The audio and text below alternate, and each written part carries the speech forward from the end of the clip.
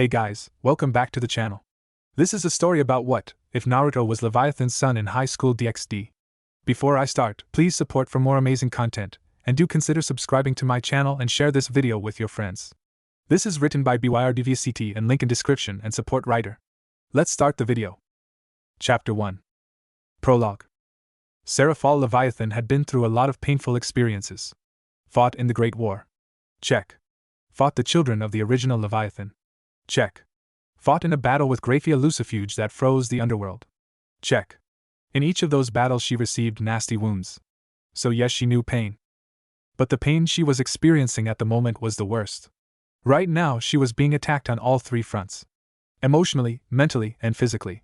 She was being forced to sit by while her queen fought and was currently losing against members of the old Satan faction. He was currently fighting 20. He originally winning, but the old Satan faction doesn't always fight fair, so 2 others joined the fight. Those 2 turned to 4, then 8, and so on until it reached 20.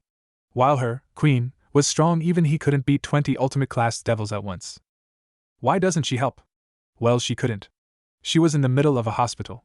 Giving birth. Her queen, Minato Namikaze, a born low-class devil, turned out to be a gem. He was a genius with seals. She made him her queen, and they became lovers. She was expecting a child. But when she started giving birth, an explosion went off in front of the hospital. Currently all of her Peerage members were fighting, but they were heavily outnumbered. It would take a few minutes for Surzex to arrive with Grafia and Ajuka. But she was still giving birth, so she couldn't join the fight. When the battle started, they separated Minato from her Peerage. They put him in an isolation field where he couldn't use his spells, and they have been battling. She winced and screamed as she felt another contraction, and the doctor screamed at her. Leviathan-sama, you're doing great, just a little bit more. She had one pawn in the room with her as a last defense. She went back to pushing in an attempt to be finished with the painful thing known as childbirth. Minato. She was drawn by a scream and looked over, only to be shocked and filled with dread. Over in the isolation barrier with a sword sticking out of his chest was Minato. He looked at her wide-eyed. But right before he collapsed, he smiled at her. She was sad. Upset. Infuriated. She wanted to rampage, but a minute shake in the head by Minato calmed her.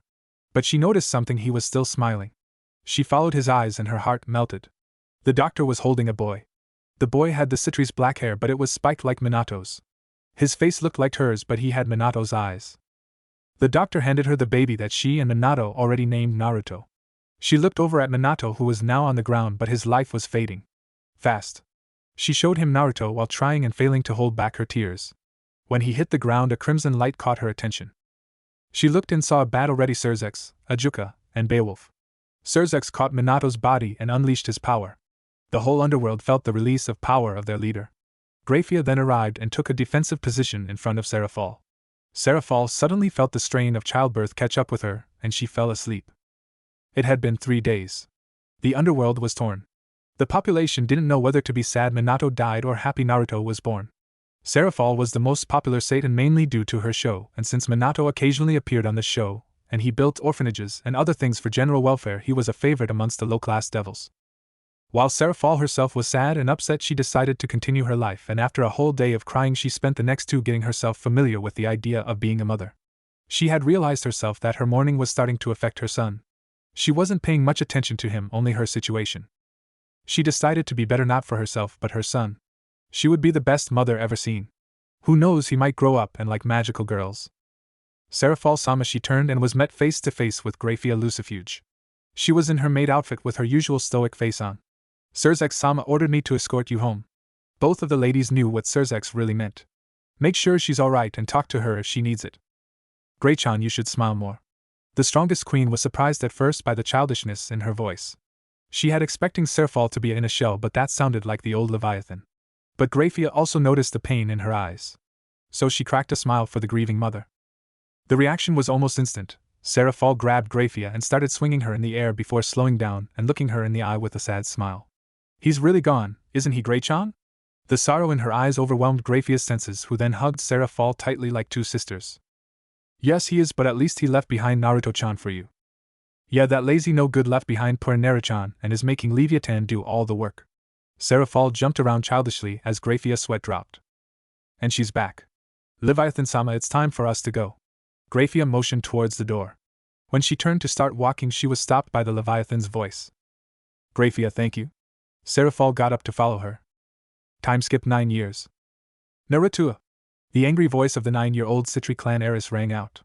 Sona ran through the Citri mansion chasing Naruto while blushing heavily. The boy in question was running away while laughing and barely keeping himself upright. You stole my first kiss. Sotan, I didn't know you loved me that much. Naruto spoke in a cheery tone while blushing. He had been playing chess with Sona, and as a prize for beating her in chess she had to give him a kiss on the cheek, but when she leaned in he turned and got a kiss on the lips.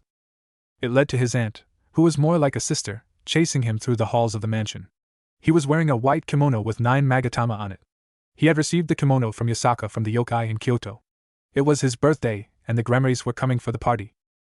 As they ran through the house they passed smiling maids who giggled at the antics at the heiress and heir in line. If there was one thing Naruto Citri got from his mother, it was his unconditional love for Sona. They were brought from their musings when they heard a loud thud. They sighed as someone to clean up the mess the two created with their escapade.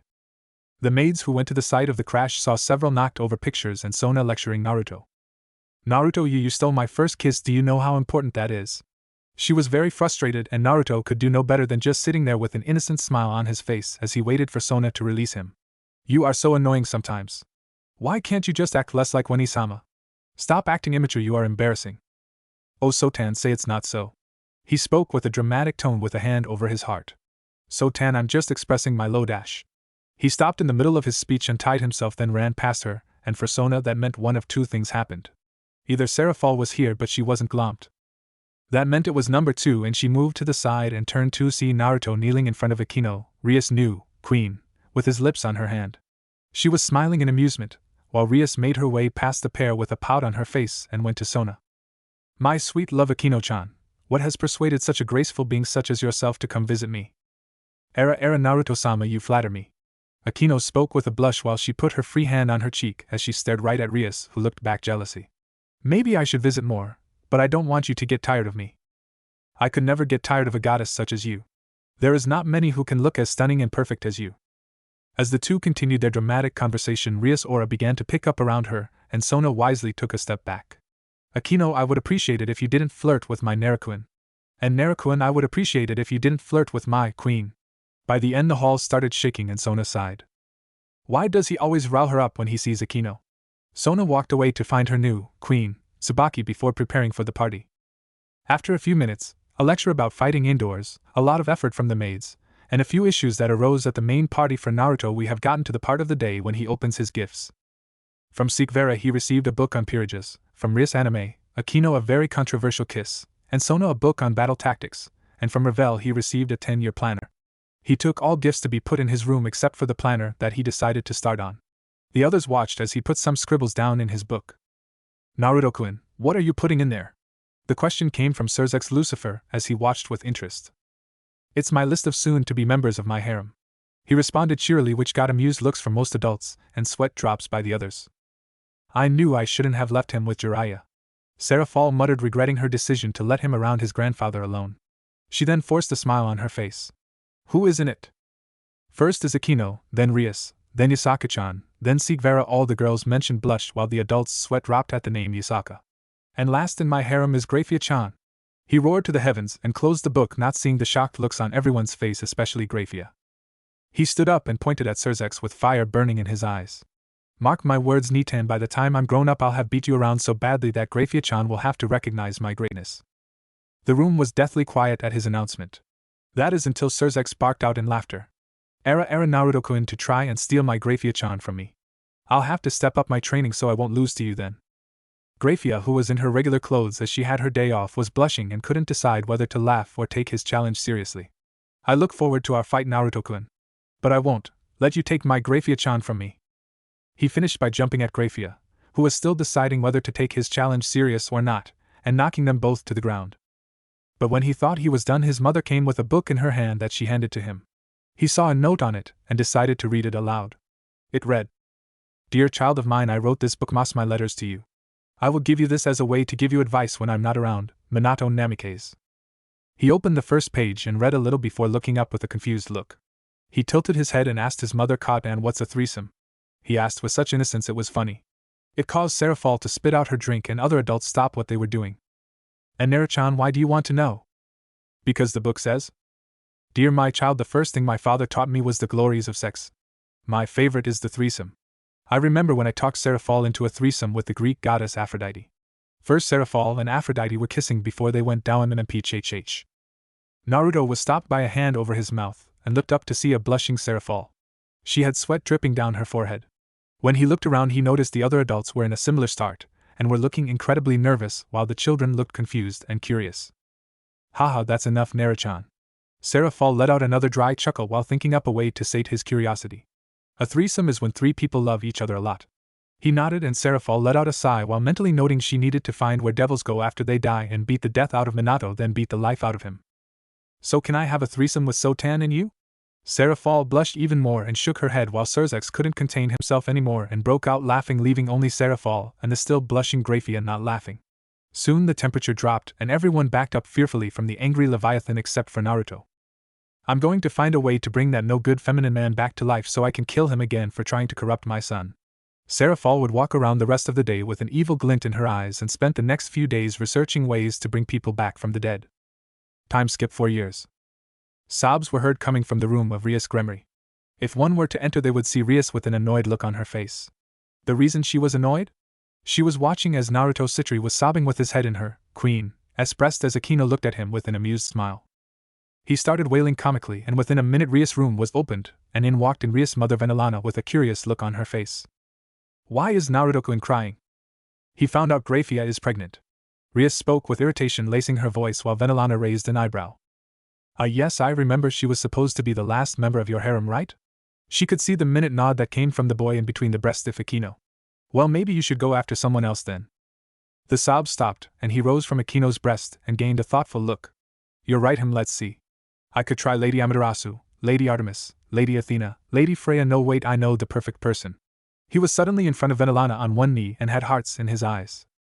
Venelana-sama, I'm sorry it took me so long to notice, but you look absolutely stunning, not a day over 20. To punctuate his words he kissed her hand. Her eyes glinted in amusement when she noticed Rias look at her. So she leaned over and whispered in his ear. If you want to get me in your harem you better prove yourself to me in a few years. With that she leaned up before a fan appeared in her hand before she popped him in the head and left. She wasn't serious, but that could lead to his drive getting even better than it is now, plus it's always fun to see Rias so worked up. Time skip 2 years. I'm 15 and I still don't have a single member of my peerage. Now Katan won't let me go to school in Kula until I can find at least one peerage member. She doesn't even trust me enough to let me go peerage hunting alone. He looked towards the ground where he noticed Behemoth following him as he flew.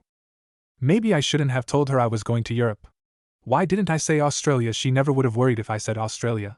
He was currently over Romania. This is where Rias found her bishop. He became thirsty so he flew down by a stream to get a drink. As he lowered himself he noticed Behemoth trying, and failing, to hide himself from Naruto. You would think she would use a more stealthy member to spy on a censor. As he continued to drink his water he suddenly stopped when he felt several dark auras. Almost as dark as that of a devil. Must be a vampire. He shrugged and continued to drink. If they came to him he would just explain his case, and if they became aggressive Behemoth would back him up. When the presences entered the clearing he was met by a girl who looked a few years older than him, chased by other men, and she had a horrified look on her face. She continued running and he could hear the shouting from where he was. Valerie-sama, stop this madness. Stop making this hard. Your powers are needed, come back. The woman kept running. When she reached a few feet in front of Naruto she started stuttering, obviously winded, but he could make out one word in her Romanian. Help. Naruto might not have wanted to get in someone else's business, but he didn't like a bunch of men forcing a girl to do anything. Naruto stood in front of her protectively as the men came closer. He saw the hidden Behemoth shifting his position, and the men came to a stop before they shifted into a fighting stance. One walked forward and flashed him a smile before speaking. Young man, we would appreciate it if you gave Valerie-sama back. She belongs to us and she is needed. Instead of moving like he thought, Naruto lowered himself and summoned 2 kunai made of ice and held them reverse style. His eyes flashed with anger as he stared at the men. The vampire looked annoyed. Well, I can obviously see the lady doesn't want to head back. The vampires flared their aura, which Naruto replicated. His aura was massive and it engulfed that of the vampires, freezing them in place. When they regained their bearings they ran at him. He was forced to dodge a swipe of the lead one's claws by crouching low and flip to the left to avoid a kick. He continued to flip and dance around the vampires' attacks in an attempt to test their power level and anger them. Once he saw the vampires lose their cool he decided to strike back. He rushed at them and right before he reached them he skidded on his knees while dragging his ice kunai on the ground, leaving a thin trail of ice. To the surprise of the vampires and behemoth, the ice started to rise until it was 8 feet tall before spreading. The ice completely surrounded 2 of the vampires in the blink of an eye. When he turned to look at the cages, he noticed the 2 vampires were slowing down and smirked. He looked around for the other vampire, but suddenly felt something bore deeply into his arm. Looking down, he saw the vampire's arm embedded in his arm and tearing it off. Naruto cried out in pain and dropped to his knees. Behemoth suddenly shot out and stood protectively in front of Naruto. Naruto though got back up and shot Behemoth a look that said, "Stay out of it." "A sneak attack? Or did you just sacrifice your comrades?" "What comrades? Those 2 were weaklings, and them getting caught in your attack allowed me to rip this off." He held up Naruto's arm before sinking his fangs in it, and drank all the blood in his arm. "Oh, the son of Leviathan? Who cares though?" The vampire smiled and ran to Naruto, and swiped at him again, this time his face. Before his swipe could reach the ice that formed a cage around his fellow vampires, shot chains of ice out. The chains caught the vampire around the neck and tightened until he fell asleep before all the ice around the vampires turned into water and went into the stream. Naruto turned to face the girl he fought for to see her looking at his arm and chanting something. When she was done chanting, Naruto was shocked when a golden cup came out from her hand and he felt magic course through his body before his arm regenerated. He looked back at her with wide eyes as she gave him a small smile. "Who are you? And why were they chasing you?" "I am Valerie Teeps." She suddenly shot up and hugged Naruto. "Thank you? They were guards that wanted to use me for my sacred gear." He nodded at her explanation.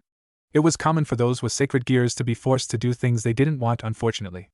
"But now, thanks to you, I'm free." "Where we'll go now?" It was a question filled both with hope and curiosity. If he could help her, he might get her to join his peerage. "I have a friend. I haven't seen him in a few years." She gained a sad look in her eyes. But Naruto, on the other hand, had his mind working overdrive. "She's a vampire. She said her friend hasn't been around in the last few years. Could this be Gasper's friend?" Valerie-chan, would your friend happen to be Gasper Vladi?"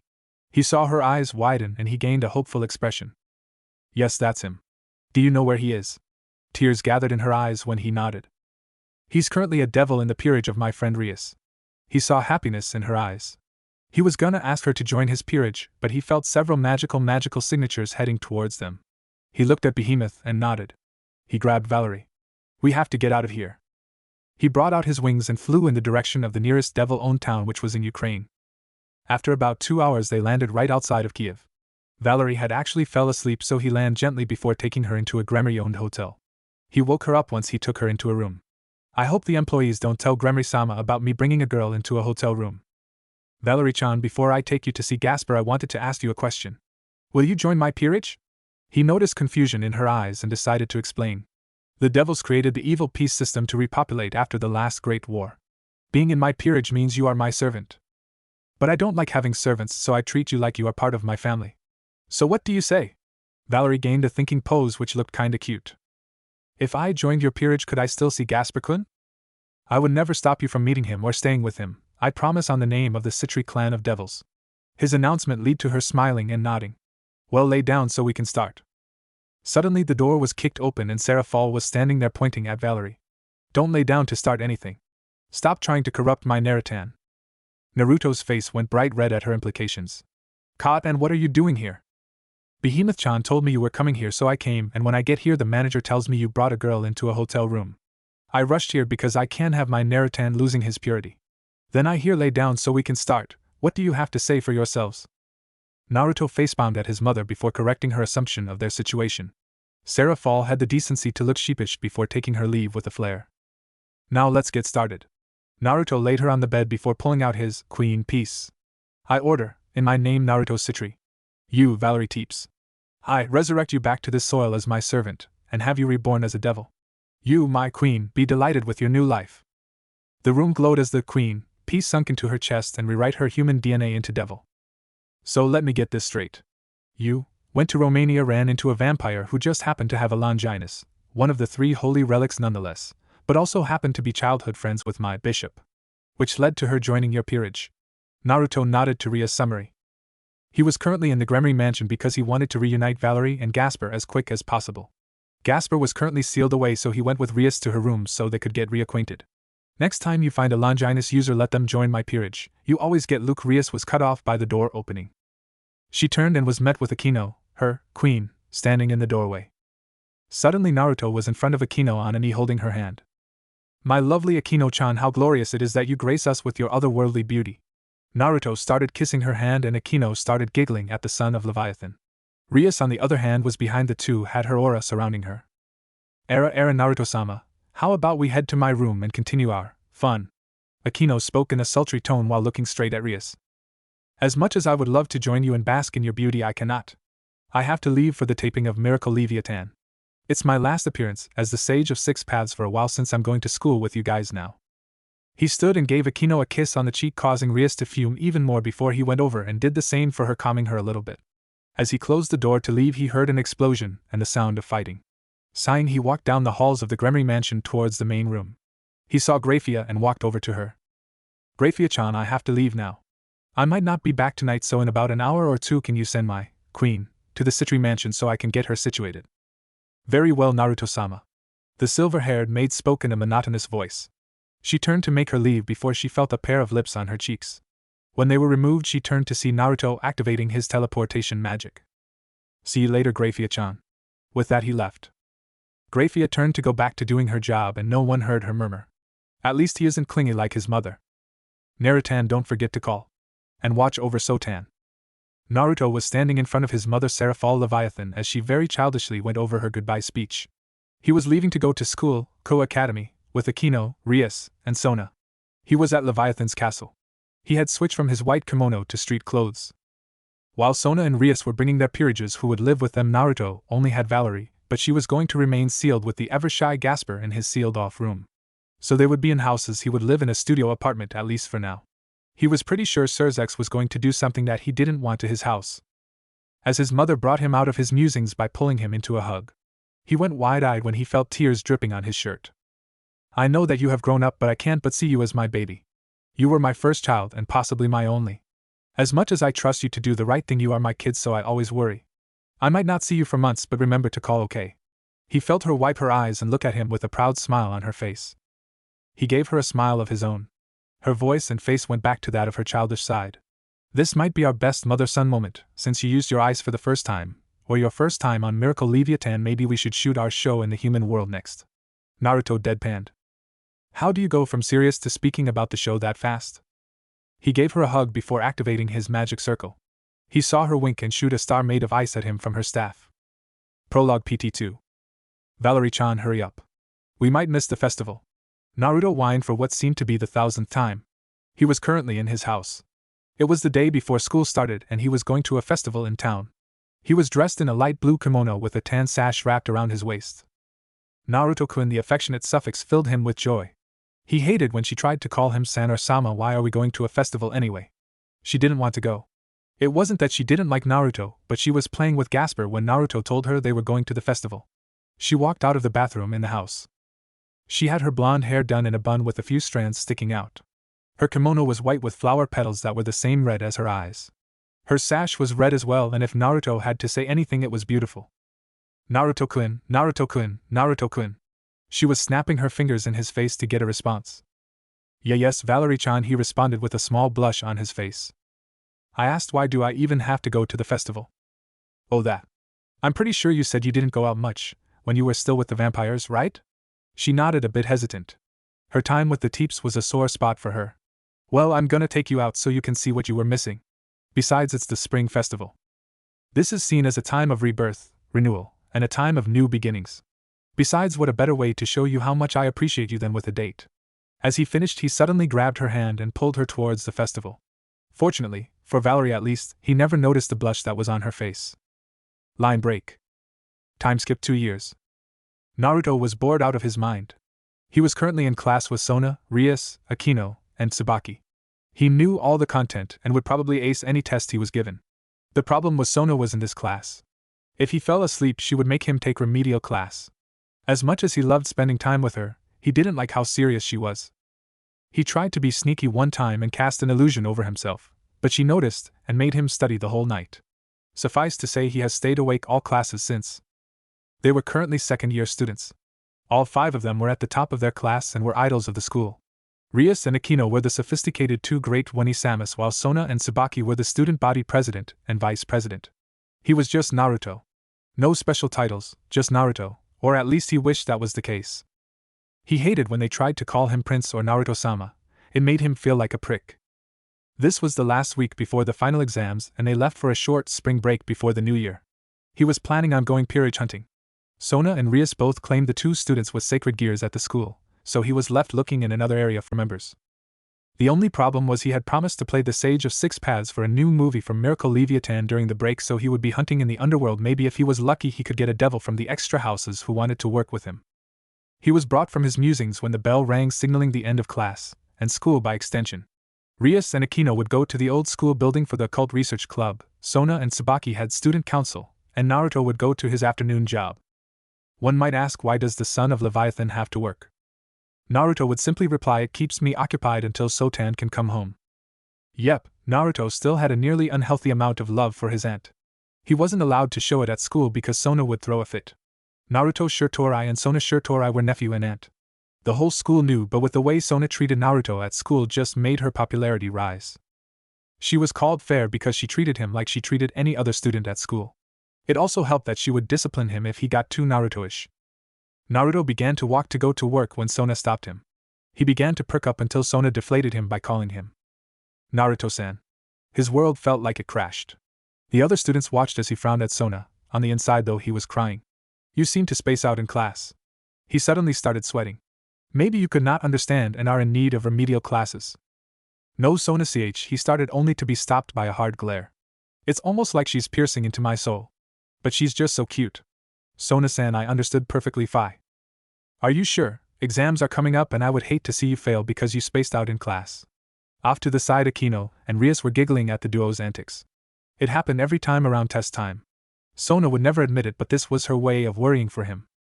She's such a tsundere when it comes to him, and Serafal-sama. Rias' eyes glinted in amusement before she and Akino left for the clubroom, leaving the aunt and nephew to bicker. Studying is important, especially during exam time. She was cut off as Naruto suddenly grabbed his bag and ran.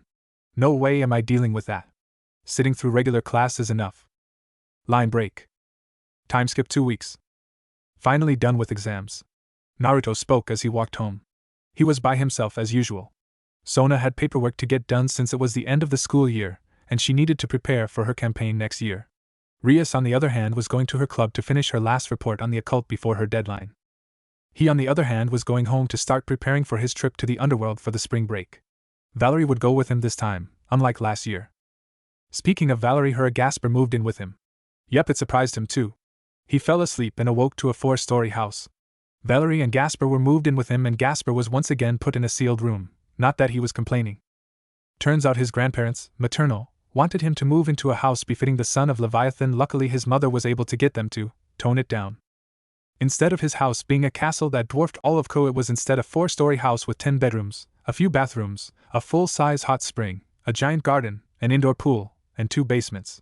Gasper still dressed like a girl too, so he bought him and Valerie the same thing, just in a smaller size. Valerie was going to go to the underworld with him. She still hadn't met his mother. Strange considering he absolutely adored his mother, especially her antics. So she would get to go behind scenes and watch the filming of Miracle Leviathan, Return of the Sage. It was the most anticipated movie in the underworld in years, since the release of Sage of Six Paths, The Priestess Storm, his first film as the main hero.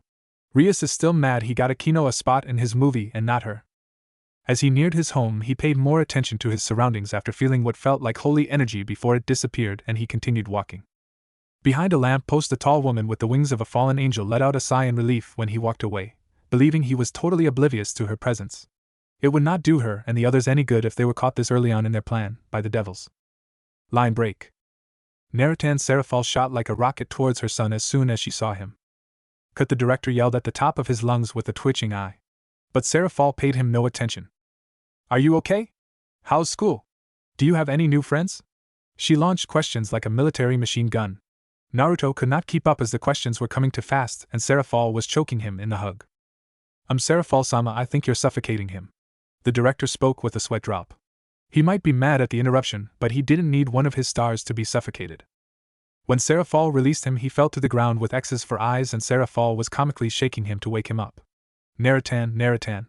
Maybe I should give him a kiss, it always woke him up as a kid. Serafal kept mumbling over Naruto even though everyone could see he was still breathing, just passed out. When she got up, she carried him with magic to one of the couches, with an overwhelmed Valerie behind them. When Serafal saw her, she leaned in and with a pout looked her up and down. Is she trying to be intimidating? Was the common thought of everyone watching their transaction. You are Narutan's queen, huh? It was more of a statement than a question, but her voice sounded more defensive than anything. Valerie merely nodded at the strange devil. Everyone face-faulted when Serafal grabbed Naruto by the head and woke him up before hugging his head tightly in her breast while pouting and glaring at the confused queen. Well, no matter who you aren't taking away my Narutan. Stare. Stare. Leviathan-sama, you're suffocating him again. The director's voice cut in, stopping the staring contest between the Leviathan and the still confused queen. True to his word, Naruto's face was blue and he was passed out again. Ah, Narutan! Everyone's sweat dropped as they watched the current Leviathan fuss over her son that she knocked out. Then again, it's always fun when they are together. The director couldn't help but smile at the nostalgic scene before him. Leviathan-sama, he's not dead. Let's try and get done with these next few shots while he sleeps. The director looked at her cautiously. After all, you aren't supposed to separate a worried mother from her child. Especially since this mother could kill him thousands of times before he could even blink. Serafal looked between Naruto and the director. This went on for a minute, and the crew was on the edge of their seats. Would she pick her son or the film? She leaned down towards Naruto, and most of the crew thought they would have a long break. But that thought process stopped when she kissed his forehead. Big boys need their sleep. She ran back to the set to finish her scenes before Naruto would join in. Line break. Naruto was taking a walk in the underworld through the forest in Citri territory. He had just passed a small forest he used to train in when he was a kid. He had been in the underworld for hours and decided to walk around after his shoot and involuntary nap. He wanted to come here because he hasn't come since he was a kid. He used to come here every day, but not to just train. There was this black cat that would sit and watch him, so he would bring food for it, but one day it stopped showing up and soon so did he. He would come here after stories his grandfather told him. He still remembered his favorite. Flashback. Erogigi, tell me a story. A 5-year-old Naruto pleaded, using the thrice-damned godforsaken puppy eye jutsu. The victim was his grandfather. His grandfather was a tall man. 6 foot tall, he had white spiky hair that went down to his mid-back. He had red markings on his face and always wore a headband that says oil in kanji. This was Jiraiya, the father of Minato Namikaze, husband of Tsunade Senju, one of the users, and first known master of the Twilight Healing Sacred Gear, as well as a devil reincarnated by Lord Citri, and a Nurari Heian. He was the really great-grandfather of the former supreme commander of the Nura clan that rules the eastern yokai in Japan. He lived long because Tsunade revived him as a devil when she became high class. He fell in love with his wife because of Tsunade's assets, but in the end his love for her turned true. Very well, Gaki. Which one? Oh, maybe I should tell you how I wooed Grandma. Naruto nodded. Well, it started about 2,000 years ago. I saw her. Jiraiya started drooling only to go flying into the ground after being punched by Tsunade. Stop trying to corrupt my grandson. Tsunade had a tick mark and her eye was twitching furiously. I'm going to make lunch. His mother is already complaining about him trying to woo the maids. She muttered the last part as she walked into the kitchen. Jiraiya appeared out of thin air and calmly walked back to the couch. Now where was I? Yes. I saw Haim and decided I was in love with her. It was love at first sight. But she assumed I was a no-good yokai who only cared for a pay and leeching off other people. I was right about both of those. Thank you, Haim, for the input. But yes, I followed her. She wouldn't talk to me for anything other than to tell me to leave her alone. So I did what was best for both of us and left with the promise of coming back for her. So I did. We didn't meet for another 5 years, but she was still lovely and single. So I followed her again. When I found her next, she was trapped in a cave with 4 fallen angels trying to bring it down. She was injured and they were planning on killing her. So I released my pressure and all of them stopped their attacks. They turned to me slowly and fearfully. And one of them asked, "Who are you?" And I properly responded by saying I am the gallant Jiraiya who has come for his bride. They were completely scared. I think one even shit himself. Stop cursing around him, you perverted sack of bones. Tsunade yelled from the kitchen. It's like she hears everything, Jiraiya muttered in a whisper. That's because I do. Troublesome woman. Do you want to sleep on the couch and I don't give you a treat for the next year? No, Haim, anything but that. Then behave. Naruto was cracking up. His grandparents were always strange and it was funny. But he wondered what this treat that his grandmother used to threaten his grandfather. Now back to the story. One of the braver Fallens created a light spear and threw it. But the moment they felt my pressure, they were already caught in my fear. They couldn't see me, just my illusions. And I promptly cut all down. Following your grandmother's rescue, she fell in love with me, and about 1,000 years later we had you, Dad, who in turn rescued your mother from a kidnapping or something and fell in love with her, and a few hundred years later had you. Maybe you'll continue the tradition of rescuing stubborn women and marrying them. Flashback end.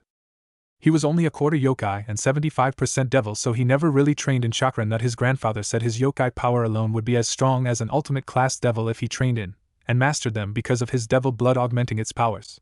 He just never decided to increase his abilities. After all, being a Satan was not his dream. He was going to help Sona with her school and create a peace throughout the world like his grandfather said he wanted to. He was brought from his reminiscing by the sound of rustling leaves. He looked in the direction of the rustling and was surprised when a miniature dragon appeared. It was grumbling, but Naruto could understand everything it was saying, only minute things like father and comparisons. The dragon seemed to notice Naruto because it stopped. It grew in size until it was around 9 to 10 meters tall. He suddenly looked sharp as it turned to Naruto. "Who are you? Did Toussaint send you to find me?" the dragon asked angrily. When Naruto was about to correct him, a fireball flew his way. He was forced to jump back to dodge. "Well, tell them to leave me the hell alone." When Naruto didn't move, the dragon flew straight at him. The dragon punched forward towards Naruto but came up with nothing but air as Naruto had sidestepped the attack. "I don't know who this Toussaint is, so stop attacking me," Naruto yelled, trying to get control of the situation. "Don't lie to me. He sent you." The dragon breathed in, preparing to shoot a fireball. Shit, Naruto started chanting a water spell. If a fireball was launched from here, a forest fire might start, and there was a village nearby. The dragon launched a fireball towards Naruto. Naruto watched as the inferno got closer before launching a spell that hit the all in the middle, stopping its march but didn't completely put it out, causing it to fall to the ground, setting some grass on fire. Naruto quickly put out the fire only to feel a fireball hit his back and launch him forward. Naruto shakenly got up, and as he did, he started leaking his power. He was furious. This dragon nearly started a fire that could have killed thousands and didn't care. Naruto's pressure got higher and heavier. The dragon froze for a moment. Over in the village, the pressure washed over them. The whole town ground to a standstill. The pressure felt warm to them, but they knew for a fact that was not the case. They could see the frost building around them, showing the temperature drop. That meant either Sarah fall or Naruto was very angry. But despite them seeing the frost, they didn't even feel cold, but they could feel the pressure. It was warm and protective but aggressive. The townspeople didn't know whether to feel worried or safe. So they did their best to go back to their day. Back in the forest, the dragon was still frozen in shock. He could see the ice forming all around him. It nearly encompassed the whole clearing. Even some of his scales were forming frost. The worst part, though, was the pressure. It was suffocating. It felt angry. And worst of all, it was large. He was sure most of the underworld could feel it. Then he looked into the eyes of his opponent. They were cold, calculating, and focused. It was as if he was looking into the eyes of Minato Namikaze, the former queen of Sarah Fall Leviathan. That was when he remembered. He was in Citri territory. His opponent used ice and water-based attacks. The outfit he was wearing was the same as the Sage of Six Paths, and the hair was the same as the Leviathan. His opponent was the son of the current Leviathan and Minato Namikaze. His opponent was Naruto Citri. "And Naruto-sama, I am sorry. I didn't recognize you." The dragon bowed. He prostrated and never rose his head. "What is your name, dragon?" Naruto spoke with contained anger. "Bybova Tannen, third son of the former dragon king Tannen." The dragon, still prostrating, spoke fearfully. He was powerful, but he knew that you shouldn't anger the child of a Satan. "Please forgive me, I was angry and I wasn't thinking properly." "I see. But you still people in danger.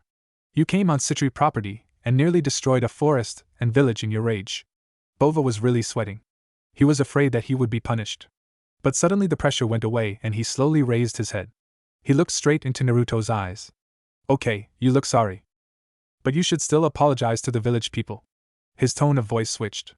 He was no longer speaking as though he would attack Bova at any minute. "IW will Naruto-sama." Bova sounded even more terrified, no doubt by how creepy his personality flip was. "Mama, do you have to call me Naruto-sama? Can't you just call me Naruto?"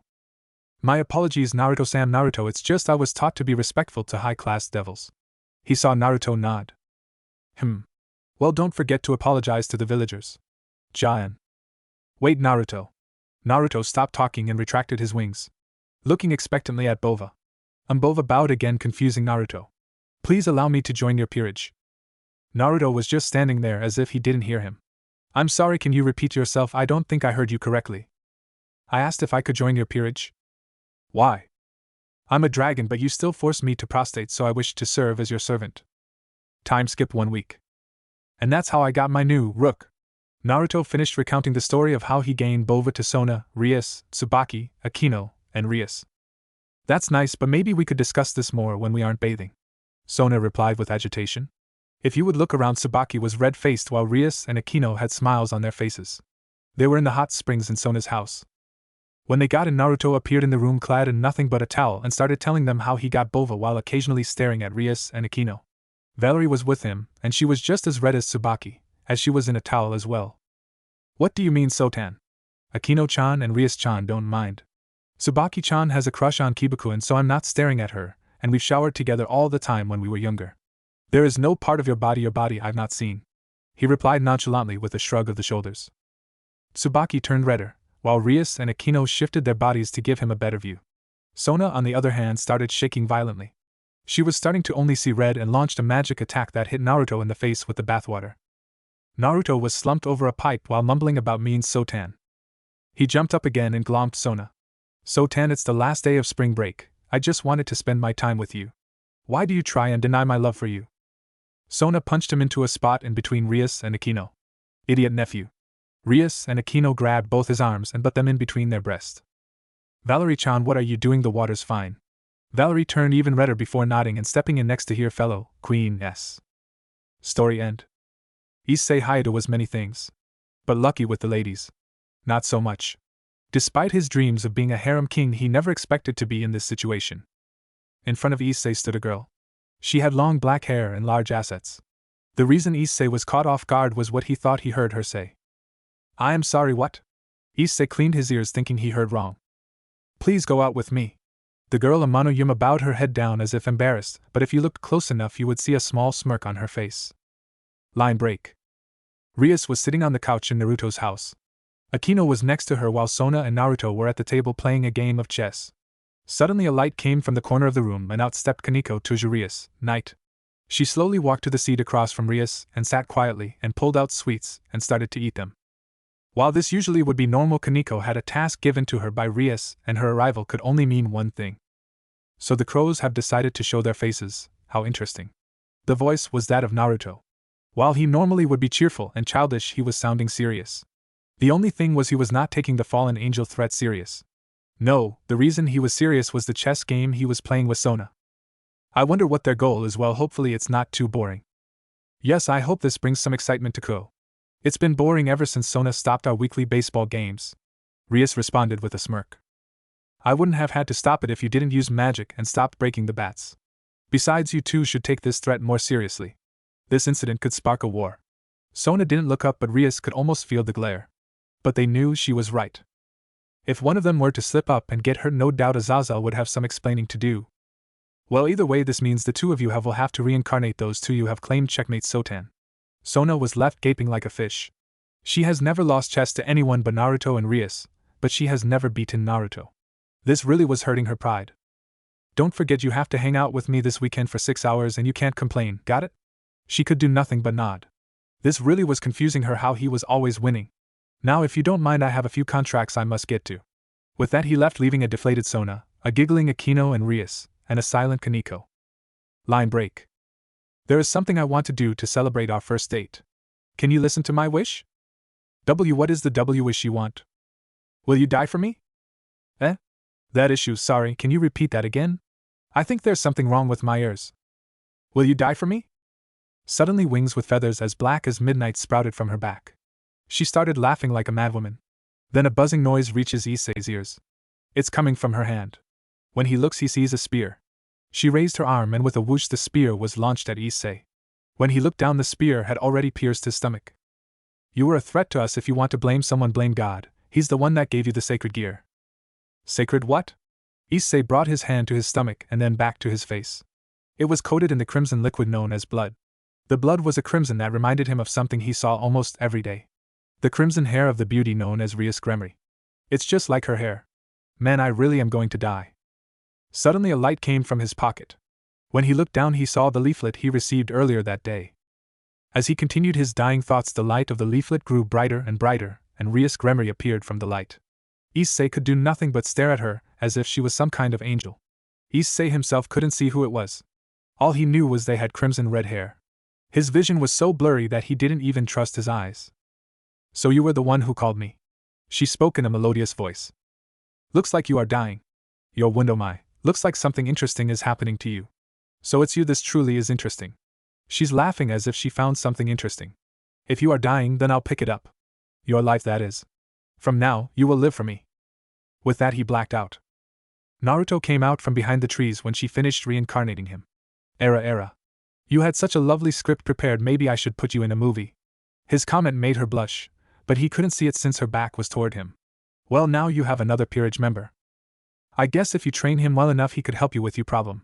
He noticed her nod, but she didn't take her focus away from healing him and cleaning the area before any humans noticed all the blood.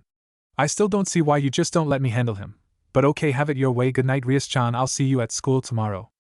With that he left and returned to his house, but not before looking at the prone form of Issei. Things really will be fun around here. Baka. This is a matter of my pride as a devil, plus I can't have you doing all the fighting for me. Besides, my cute little pawn will do big things in the future. Line break.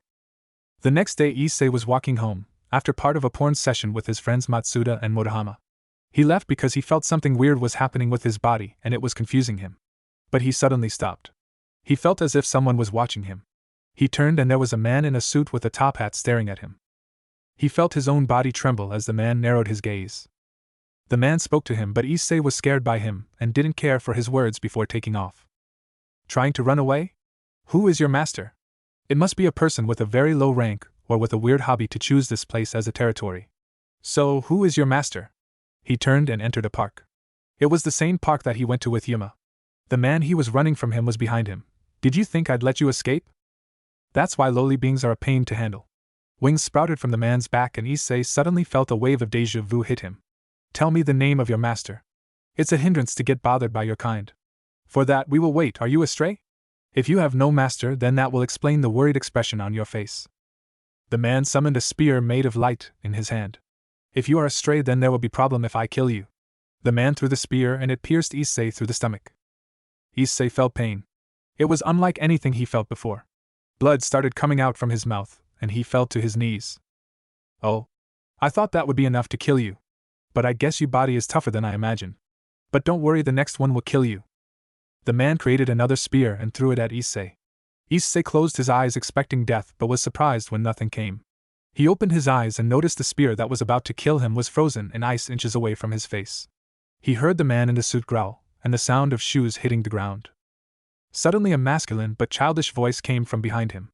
I would appreciate it if you wouldn't hit my friend's cute little pawn. Issei lost consciousness and hit the ground after that and didn't hear anything else, not knowing the identity of his rescuer. The ice, you must be the son of Leviathan. My name is Naruto Citri Fallen Angel-kun. This little one is not a stray, and this town is under my surveillance. I would not get in the way unless you wish to be destroyed. The voice of Naruto was sharp and made the Fallen recoil a little bit. I will say the same to you. My name is Danashik. I pray that we never meet again, son of Leviathan. The now named Danashik flew off but couldn't help but shiver at the powerful aura he felt. Line break. My name is Haida Issei. What's your name? My name is Asia Argento. Please call me Asia. Then Asia-san, let's meet again. Yes. Issei-san, I will definitely come and see you. This isn't good. Rias turned to Naruto, who is with her watching Issei from afar. He is getting attached to her. Unless the fallen angels attack again, we can't get involved with them, and if they are planning on doing what I think they're doing, this won't be good for him. He spoke with a frown marring his face. What do you think they're planning? I thought they were just randomly moving. Rias looked thoughtful as if looking for a pattern. I've read about something like this before. Fallen angels gather at a church and get a person with a sacred gear. They then perform a ritual to take out the sacred gear of a person. It's usually those who are acting alone perform the ritual. Rias almost instantly put the pieces together. She obviously has a sacred gear with healing powers. So I guess she is the sacrifice. If Issei gets attached and they kill her, that was not a good thought. Maybe I'll just have to let him get attached. It could be a nice stepping stone to get him used to battle. Besides, she could be a good bishop. Well, who knows what will happen. Naruto caught the look in her eyes, then nodded and sighed. He got the message, don't interfere in this. Rias and Naruto nodded to each other before teleporting away. Line break. All devils have two sins. A primary sin and a secondary. Rias was pride with greed as a secondary. Sona was envy with greed as a secondary. Serzex Lucifer was pride with greed as a secondary. Seraphal Leviathan was wrath with lust as a secondary. Minato Namikaze was lust with pride as a secondary. Naruto, on the other hand, was lust with wrath as a secondary. The secondary sin grows in around the 13th birthday. A devil receives their sins from their family most times. Some devils grow into a sin. Seraphal was one such case. She gained her wrath after the Great War and lust after meeting Minato towards the end of the Great War when she was in her late teens. Although devils could be influenced by all 7, their top 2 were just more prominent, and the other 5 are on an equal footing buried deep in their being. A devil could go their whole life without drawing on the other sins. A devil whose second sin is triggered is barely in control of themselves. The primary sin is the easiest to control. All it takes is a little training, and it is hard for a devil to lose control of the primary sin. The secondary is more tricky. It takes years, sometimes decades, to control it, since it is in as deeper part of the being. Before it is controlled, the devil is considered young and maturing. Once a devil can control one's secondary sin, they are considered fully mature, and gained a boost in control of magic. Rias was currently getting greedy, but it was understandable. Here she had support-type sacred gear that was emotionally attached to her, pawn, and she was effectively kidnapped, making her, pawn, want to go rescue her. She was enticed, and now she could barely control her greed. She first got a dragon-type sacred gear and now could get a rare support type. She could almost feel a shiver go down her spine. But right now what was important was to discourage Issei until she could finish her planning. So far she knew the major components, but she was lost on when to attack. Naruto foretold the ritual happening tonight. She could storm in right now and face them during their preparations for the ritual, or tonight when at least one fallen would be out of the fight. While the fallen were significantly weaker than her, this wasn't her fight. She wanted to get a gauge of Issei's base skill. While they were already low, nearly zero, she still wanted to get a better gauge, and this could spark some growth. She had told Naruto to not interfere with Issei, so he was sitting back. But he claimed he wanted to storm the church. At first she assumed he wanted to reincarnate a fallen when they begged for life. But she threw that out when she remembered his feelings towards Akino. He knew her distrust of fallens, and even though he plans to get rid of it, he said he needed the right setting, so for now she would assume he just wanted to have some fun. Currently she was sitting back watching Issei go out with Asia. He promised to show her around, and Rias had no doubt that the fallen would come for Asia. She would watch to make sure the fallen couldn't kill him. She saw the fallen appear, so she readied herself to interfere if necessary. Issei stood protectively in front of the nun and prepared for a battle. As he prepared for a fight, the fallen created a light spear and threw it straight into Issei's gut. She was prepared to go and get him, but she watched fascinated as the nun started healing him with her sacred gear. She saw him get up and look towards the retreating form of the fallen and nun. She turned to take her leave. Line break. Rias was scolding Issei. The pawn was trying to argue his case back to his king, but she was not listening. Hiding in the trees, Naruto had to smirk. The kid's got balls. I like him already, the mayhem we can cause together. As he mentally chuckled evilly, he didn't hear the rest of the conversation. He then returned his attention to the conversation going on in the room. I've got an urgent thing to do now. Akino and I will go out for a bit. Bibucho. I haven't finished talking. Rias put her index finger on Issei's lips, effectively shutting him up. Issei, there are a couple of things I need to tell you. First one. You think that a pawn is a weak piece, right? Am I right? He nodded quietly to her question. That's a big misunderstanding. Pawn has a special ability that no other pieces have. That ability is the promotion. Curiosity ran across Issei's face. His confused face looked so idiotically hilarious that Naruto had to bite on his tongue so he would not give himself away. Just like the actual chess game, pawn can change into other classes if they reach the opponent's base. They are able to promote to any other piece besides the king piece. Issei, when you step foot in the location I acknowledge as enemy's base, you are able to change into any piece besides the king. The most excited look appeared on his face. He looked as if he was about to do something stupid. If the look on his face was any indication, it was a good thing they knew what idiotic thing he was doing. Since it hasn't been that long since you became a devil, there are restrictions, so it's probably still impossible for you to be promoted to the ultimate piece, a queen. But you could change to other classes. If you wish strongly for promotion within your heart, then there will be a change in your ability. He saw Issei perk up as if he just discovered a hidden gold mine. Also, one more thing. It's about the sacred gear. When you use your sacred gear, just remember this desire. Sacred gear is driven with the power of desire. And it also determines the power for it as well. Even though you are a devil, your will to desire hasn't been lost. The stronger you desire, the stronger your sacred gear will respond to. One last thing you should never forget, I see. Even a pawn can take down the king. This is basic in chess. This truth also applies for the devil's chess pieces. You can become stronger. With her piece said, Rias and Akino left the room. Naruto took that as his cue and hopped off the branch he was on. He walked around to the entrance of the old school building and met up with Akino and Rias. Rias-chan, you ready? The smile on all of their faces grew, and they brought out their wings and flew off. Things really are getting interesting, I hope they can fight. Line break. Era, such scary crows. Naruto makes a playful comment as the fallen struggle against his chains, made from ice. You know, the harder you struggle, the tighter they get. As if reacting to his words, the chains tightened, causing the fallen to gasp for air as the chain wouldn't budge from around their necks. Danashik glared heavily at Naruto. Mama, Danchan, the girl's sweat dropped, and Danashik's eye twitched. I warned you what would happen if you continued to encroach on my territory. He felt a shiver g down his spine. I mean Rias-chan's territory. Thank you, Naruto-kun. Now, Fallen, what do you have to say for yourselves? She was met with looks of defiance and glares. Seeing this, she sighed and shook her head. She started raising her power and conjured some balls of destruction. Nothing? Very well, begone. She launched the balls of destruction at the three Fallen.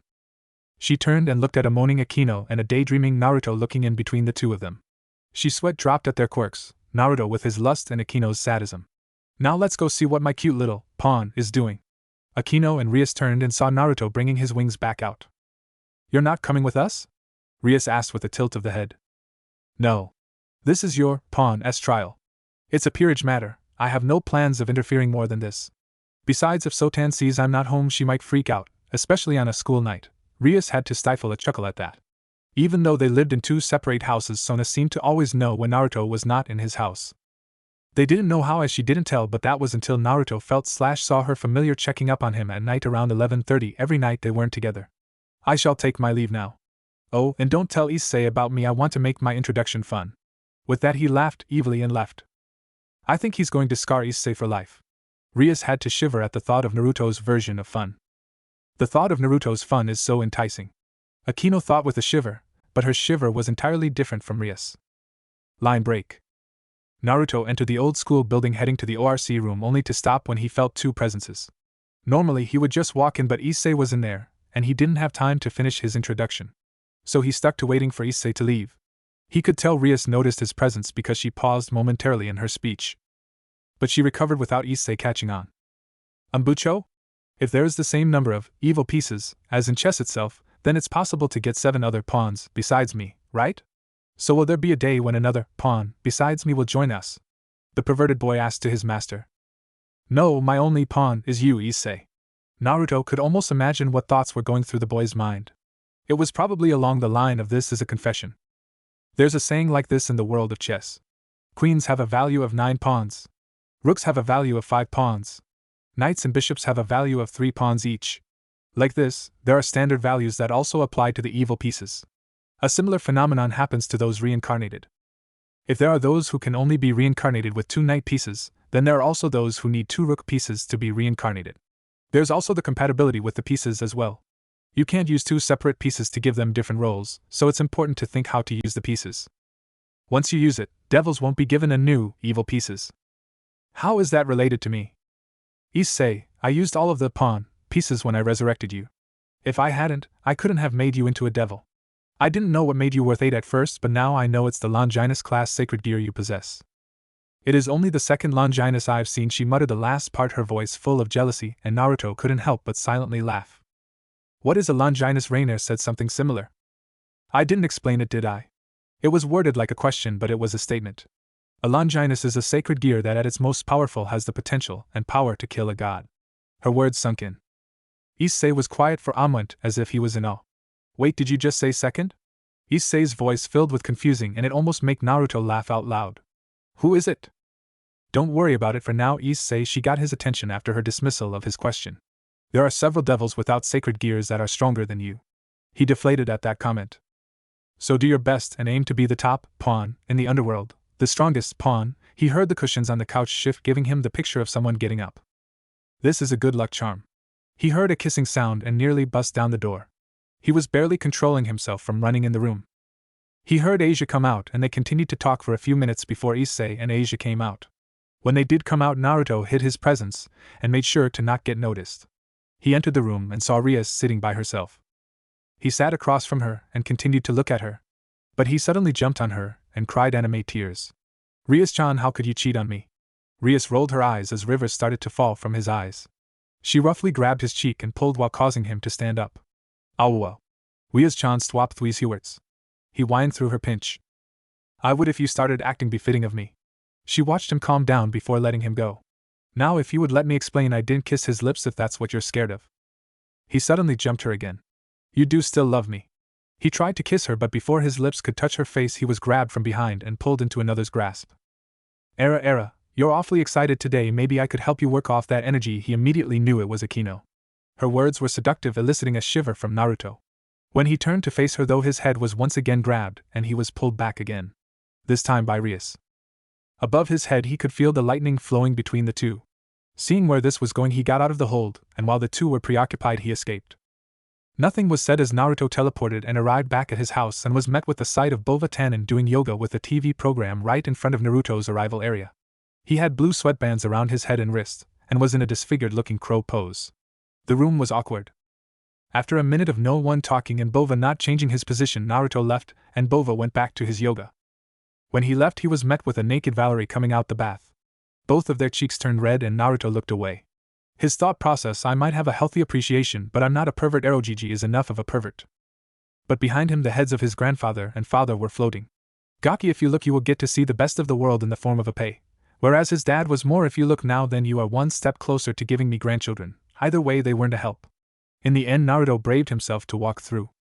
Excuse me, tying Toja Thrusari. He walked past with barely an ounce of control in him.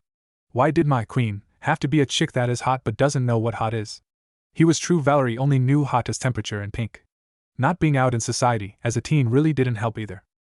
Now that he thought about it, there was a lot he kept on forgetting to teach Valerie. Well, he might as well do it now. Mwahahahaha. Naruto-kun, you're maniacally laughing again. Valerie's voice cut through his ears and stopped his laugh. TCH, damn thin walls. And Rias is with Naruto. Issei doesn't know yet. Issei was having a glorious dream. He was surrounded by his friends and family. He was in a tuxedo and was standing next to a chapel. In front of him there was Rias Gremory. She was in wedding dress that barely hid her breast from him. While standing there he could do nothing more than imagine the wedding night. He let a perverted expression mar his face. Suddenly the dream was cut off and everyone around him disappeared, and standing next to him was Giant Dragon. Line break. So let me get this straight, Issei had a dream about you. A nod was the response.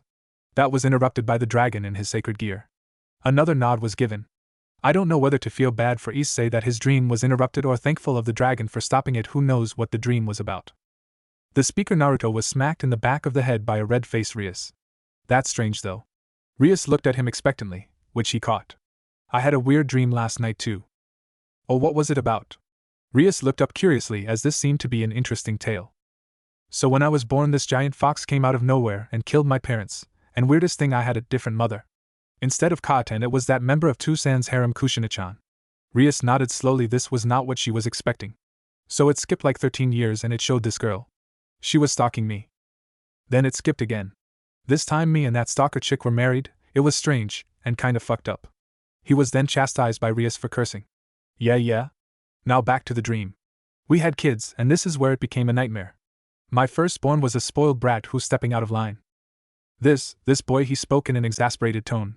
He told my dream self he was lucky his parents died. Then my dream self did nothing about it. He just let his son disrespect him and the memory of his parents. That's time out and punishment at the least. I called Tusan a perverted freak when I learned some of the things in that diary, and Katen spanked me with magic. He was waving his hands in the air to get his irritation and annoyance through to her. Rias could only look on amused as Naruto was trying to explain his frustration in the dream. He was mad that he married his stalker, and his son knew no discipline.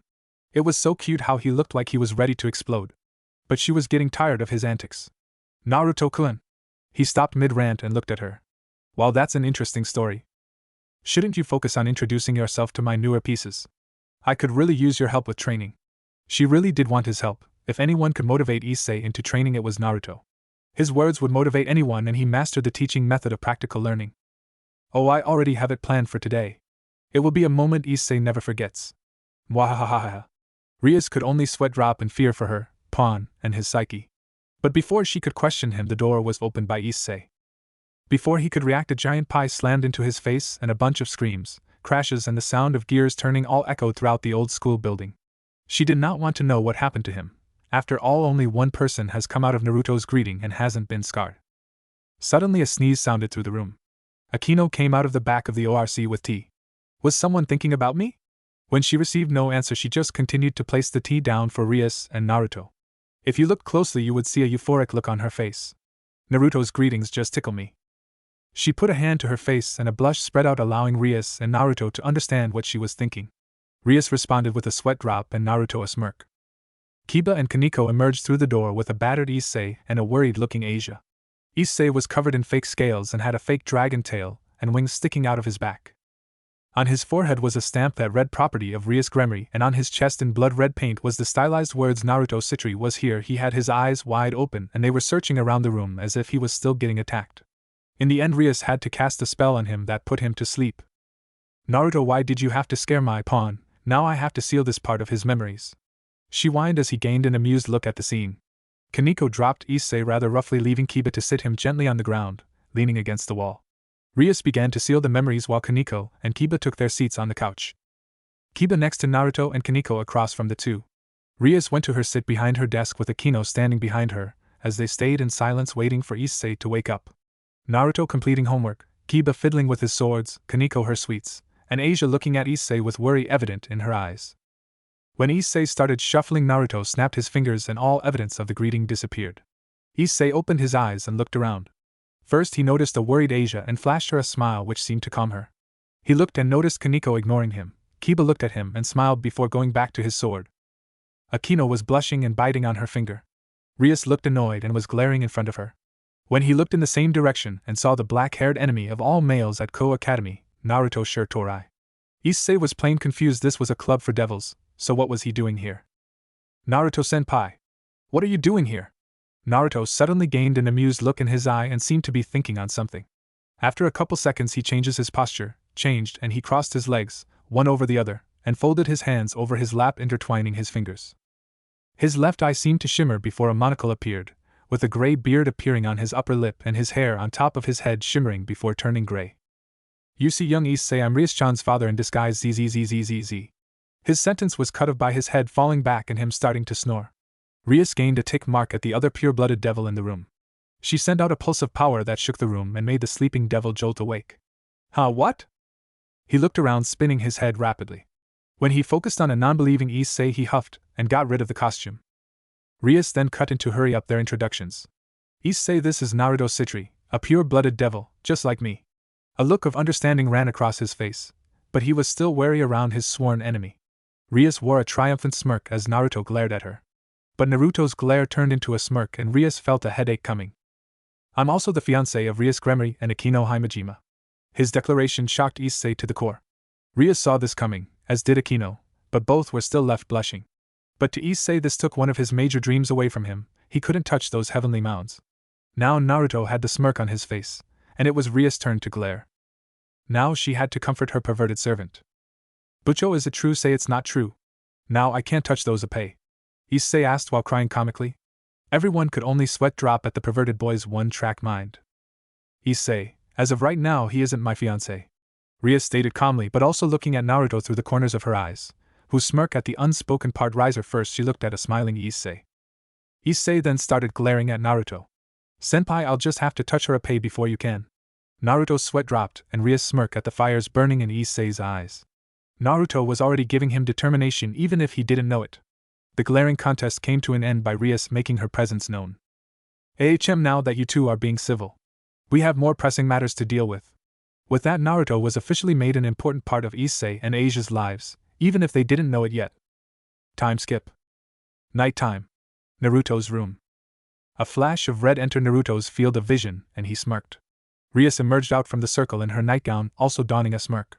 He watched as she climbed under the bed with the ever-present smirk on her face.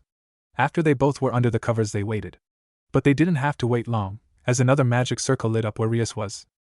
Not wasting another moment, Naruto quickly positioned himself over top of Rias. When the light died down, Graphia quickly stepped out of the magical circle and had a shocked expression on her face. And Naruto-sama, Rias-sama, what are you doing?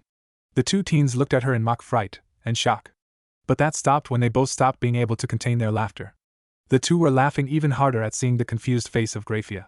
Naruto threw the cover off of them, allowing Grafia to see their fully clothed bodies. She let Issei go and gave the two a brief glare. Naruto-sama, Rias-sama, it is not nice to prank people. With each word the temperature of the room got colder, and the two started to sweat despite the chill. They gulped and nodded, leaving a stoic Grafia with an amused glint in her eye.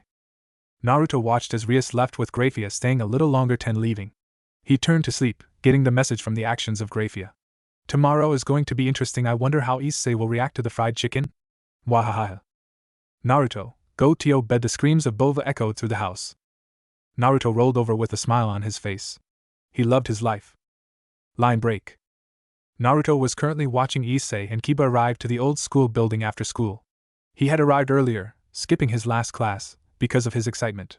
He was planning on sitting in on the meeting as well, and as a high-class devil it was imperative he had his queen with him. Riser didn't know about Valerie. As a matter of fact, no one outside of the Citrus, Gremries, and Satans knew about her. They didn't want the fact that a young devil had a servant with a Longinus, let alone one of the 3 holy relics, to be released to the public. Not only would it make Valerie a target, but it would also anger the church. But in case of a leak, Naruto had proceeded to get Valerie to learn Brazilian Jiu-Jitsu as a way to protect herself. While he himself preferred a more Asian-style martial art like karate, he figured Jiu-Jitsu would be better since it was better for ground fighting, since the only time he expected Valerie to fight was if she was either chased or someone got past her magic. Valerie was currently in the clubroom with Akino and Rias preparing for the meeting. She was in a skirt that stopped mid-thigh, with a cloak that started from her waist and ended below her knees, with a top piece that covered only her shoulders. On her arms and legs were sleeves that donned the Citri family crest, and she had on combat boots, Asuna's Knights of the Blood Oath uniform, with the Citri crest instead of the cross. He got the idea from his favorite anime, Sword Art Online. He removed the cross and added his family crest. He liked the way it showed her figure that seemed to have the beauty of both human and vampire, and she thought it looked good too. He got up when he noticed the last of Rias' Peerage, sans Gasper, was in the room. He arrived just in time to see an annoyed Grafia holding a fan over a groaning Issei. Not taking long to realize what had happened, he quickly got in Issei's face. The girls were surprised by this actions. Had Naruto grown that protective of Grafia? Hey, the only people allowed to ogle Grachan is me and Nisama. The girl's sweat dropped and Grafia eyebrow twitched. Naruto yelped when he felt the fan make contact with the back of his skull. He sent a questioning look towards Grafia. What was that for Grachan? He was hit again. Must I remind you, Naruto-sama, to act as a high-class devil, and that I'm a married woman? Rias could only sigh. Every time they met it was like this. She reprimanded him for calling her Grachan and hitting on her. But he made it his personal mission to replace Surzex. You should behave, before I ask Sona-sama to give you extra lessons in etiquette. He quickly shot up and ran behind Rias, pointing at Grafia. You wouldn't dare. His words were spoken with true fear lacing them, as if he was given a fate worse than death, which for him it was. Make it known Naruto never has and never will like school. Their back and forth could not continue as Rias started pinching on Naruto's cheek, making him wince in pain.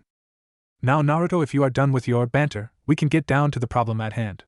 Rias spoke with a stern voice that sent shivers up Naruto's spine.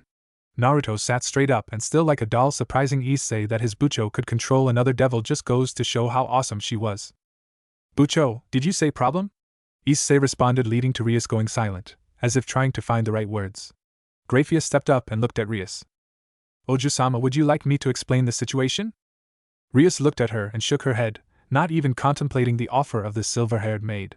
She gathered her thoughts and opened her mouth to speak, but was cut off by the light of a magical circle. Issei and Asia looked plain confused while the others tensed slightly. Naruto and Rias looked annoyed while Grafia still had on the poker face.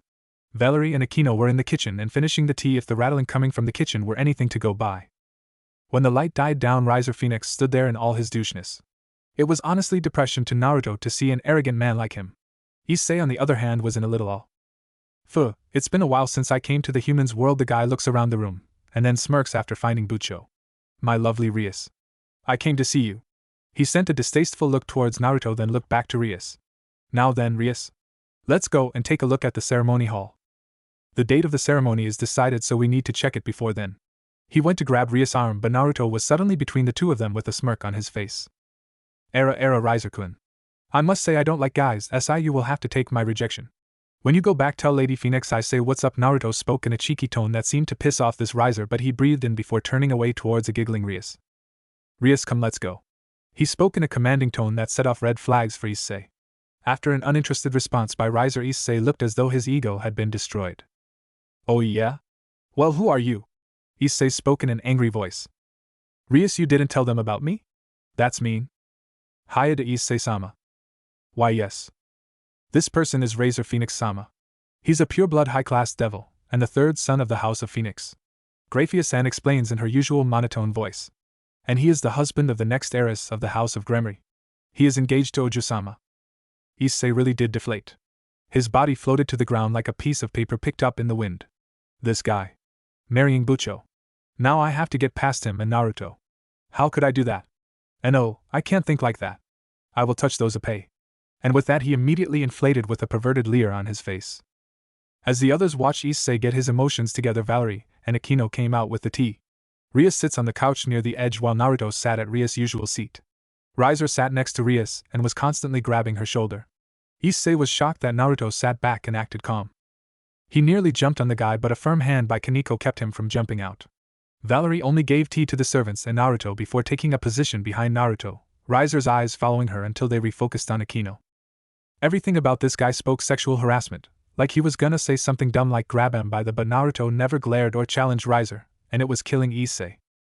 Riser's eyes focused on Valerie after the tea had been served, and Akino went to the kitchen to prepare more tea just in case Valerie took the stair until it slipped low, and it was the only place he was looking.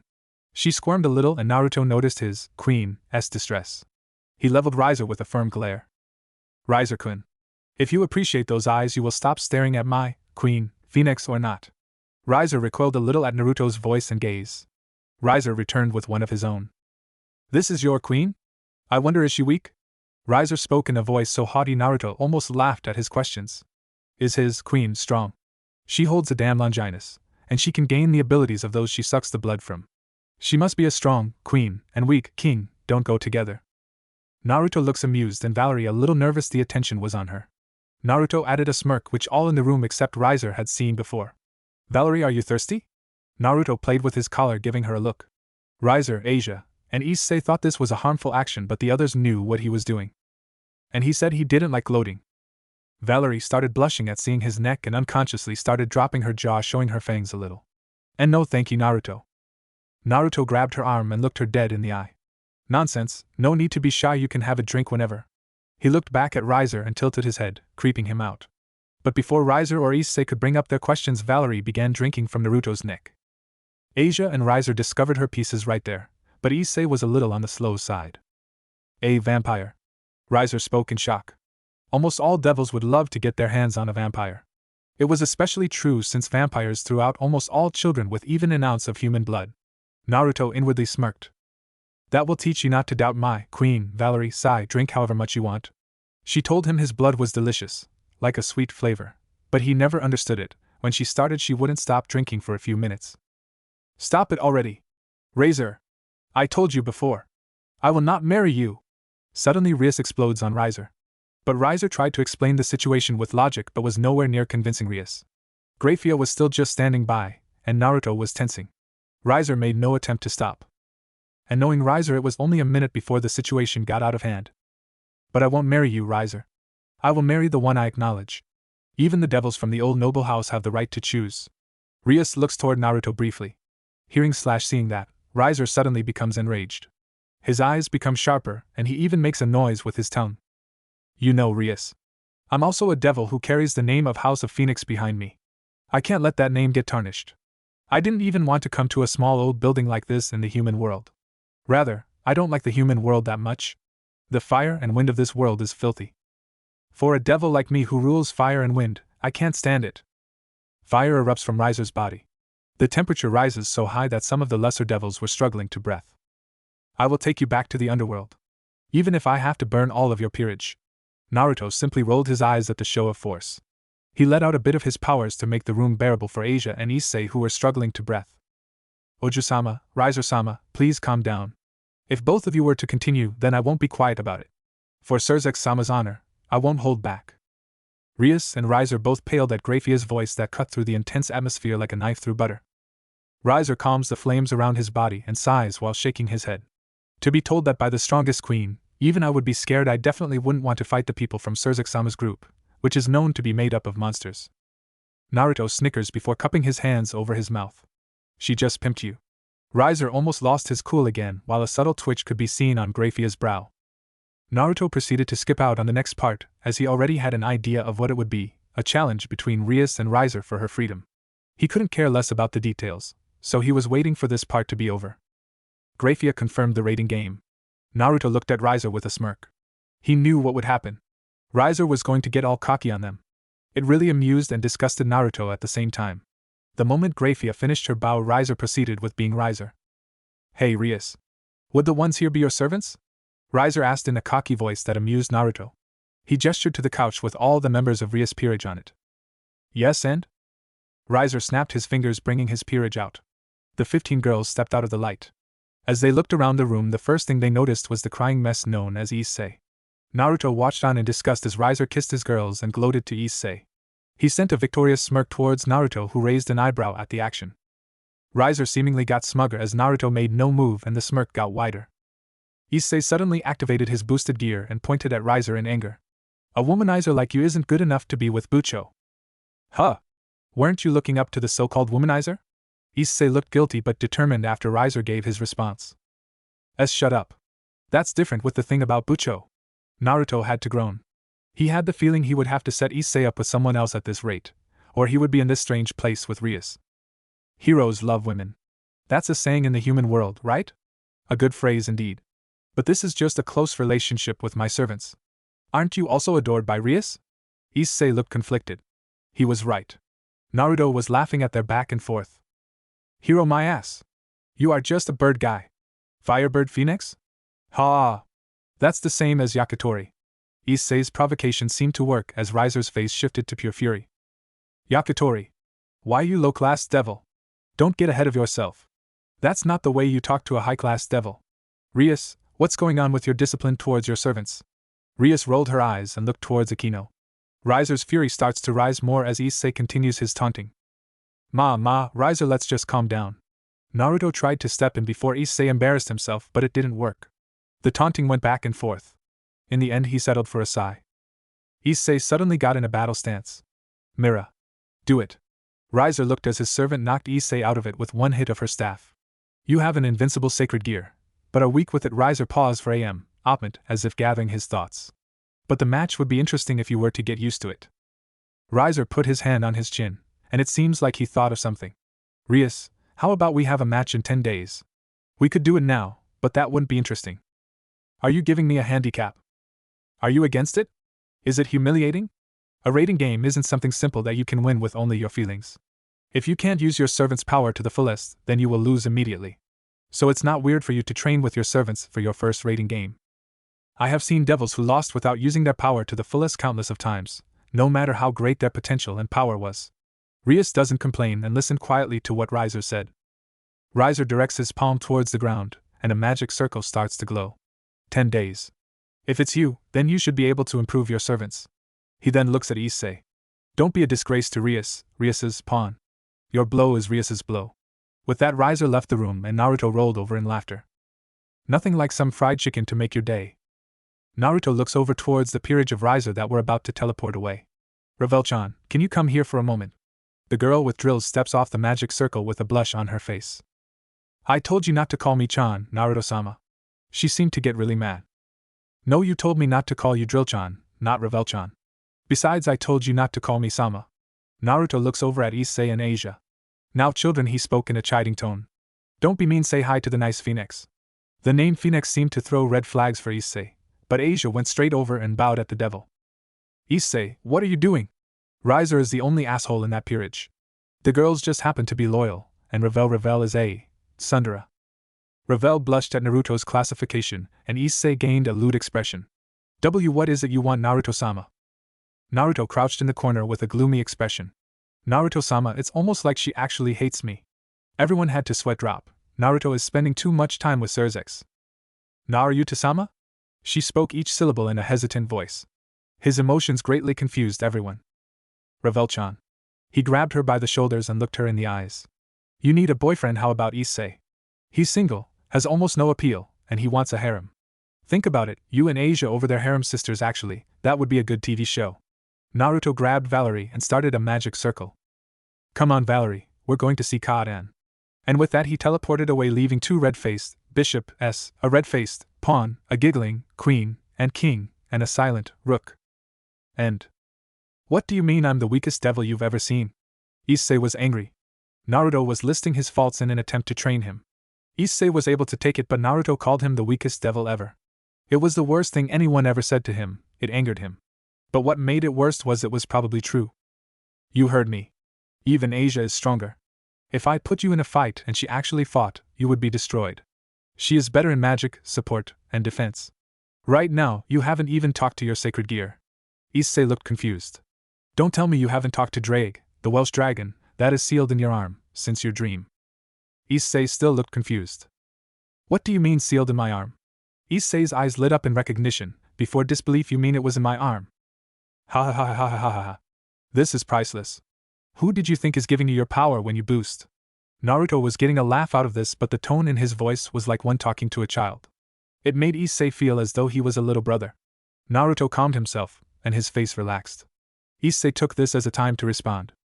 I thought all sacred gears came from God. Issei gained a confused yet thoughtful look. He always assumed that God distributed his powers to the sacred gears. But you're a devil. God is your sworn enemy. Why would he help you? Also, there's thousands, if not millions of twice criticals. So are you saying God boosts those too? Don't make me laugh, but instead of laughing at you, I should probably fix your issues. Naruto gained a thoughtful look. You have no stamina, speed, power, magical skills, sacred gear skill, or drive. Naruto mumbled to himself, but he was still loud enough for Issei to hear. I know. For your training you will do an exercise. This should be able to increase your skills all at once. Out of me, Sotan, and Rias, I'm the best with barriers.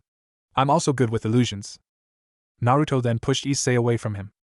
Issei, this training is simple. Over there, he pointed a few feet to their right. In a previously empty spot a shower appeared. Is your target. I will put a cage of solid ice around the shower. Your job is to break through the ice.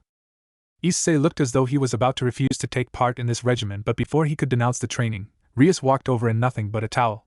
She walked towards the ice, which melted and allowed her to get in the shower, and then reformed. The reformed ice grew opaque and Issei heard the shower cut on. Issei, would you help me clean my breast? Rias spoke through the ice that was covering her form. While the voice would have been read as false due to the extremity of the situation, Issei was a giant pervert. As a pervert he ran on his fetish, and that word breast made him want to see the other side of ice. He immediately gained a lewd expression before running and attempting to punch the wall. When his fist hit the ice, he immediately started thrashing in pain. He glared at a smirking Naruto, and was about to yell at him when the ice wall sprouted a hand that punched him, making him fly away 20 feet. He flew into another ice wall as hard as cement. Now if I may finish. Cue glare from Issei. This is a simple exercise. Your target is the bath. If you get there you will get to help Rias shower. If not I will. The ice surrounding it is as hard as 20 feet of iron. It was a lie. It was only as thick as a few ice cubes.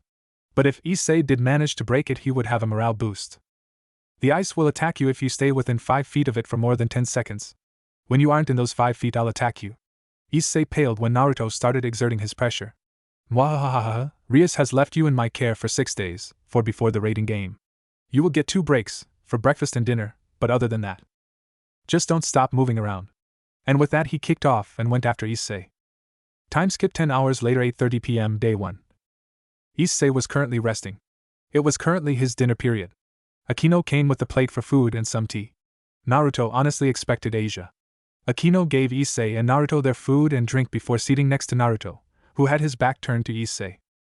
To Issei it was a harmless gesture, but if he looked closer he would see the moving of their jaws. Naruto, Rias asked that you don't harm Issei too bad. She would like to continue his magic training after this, but she can't if he's too tired. Akino spoke in a hushed tone too low for Issei to hear.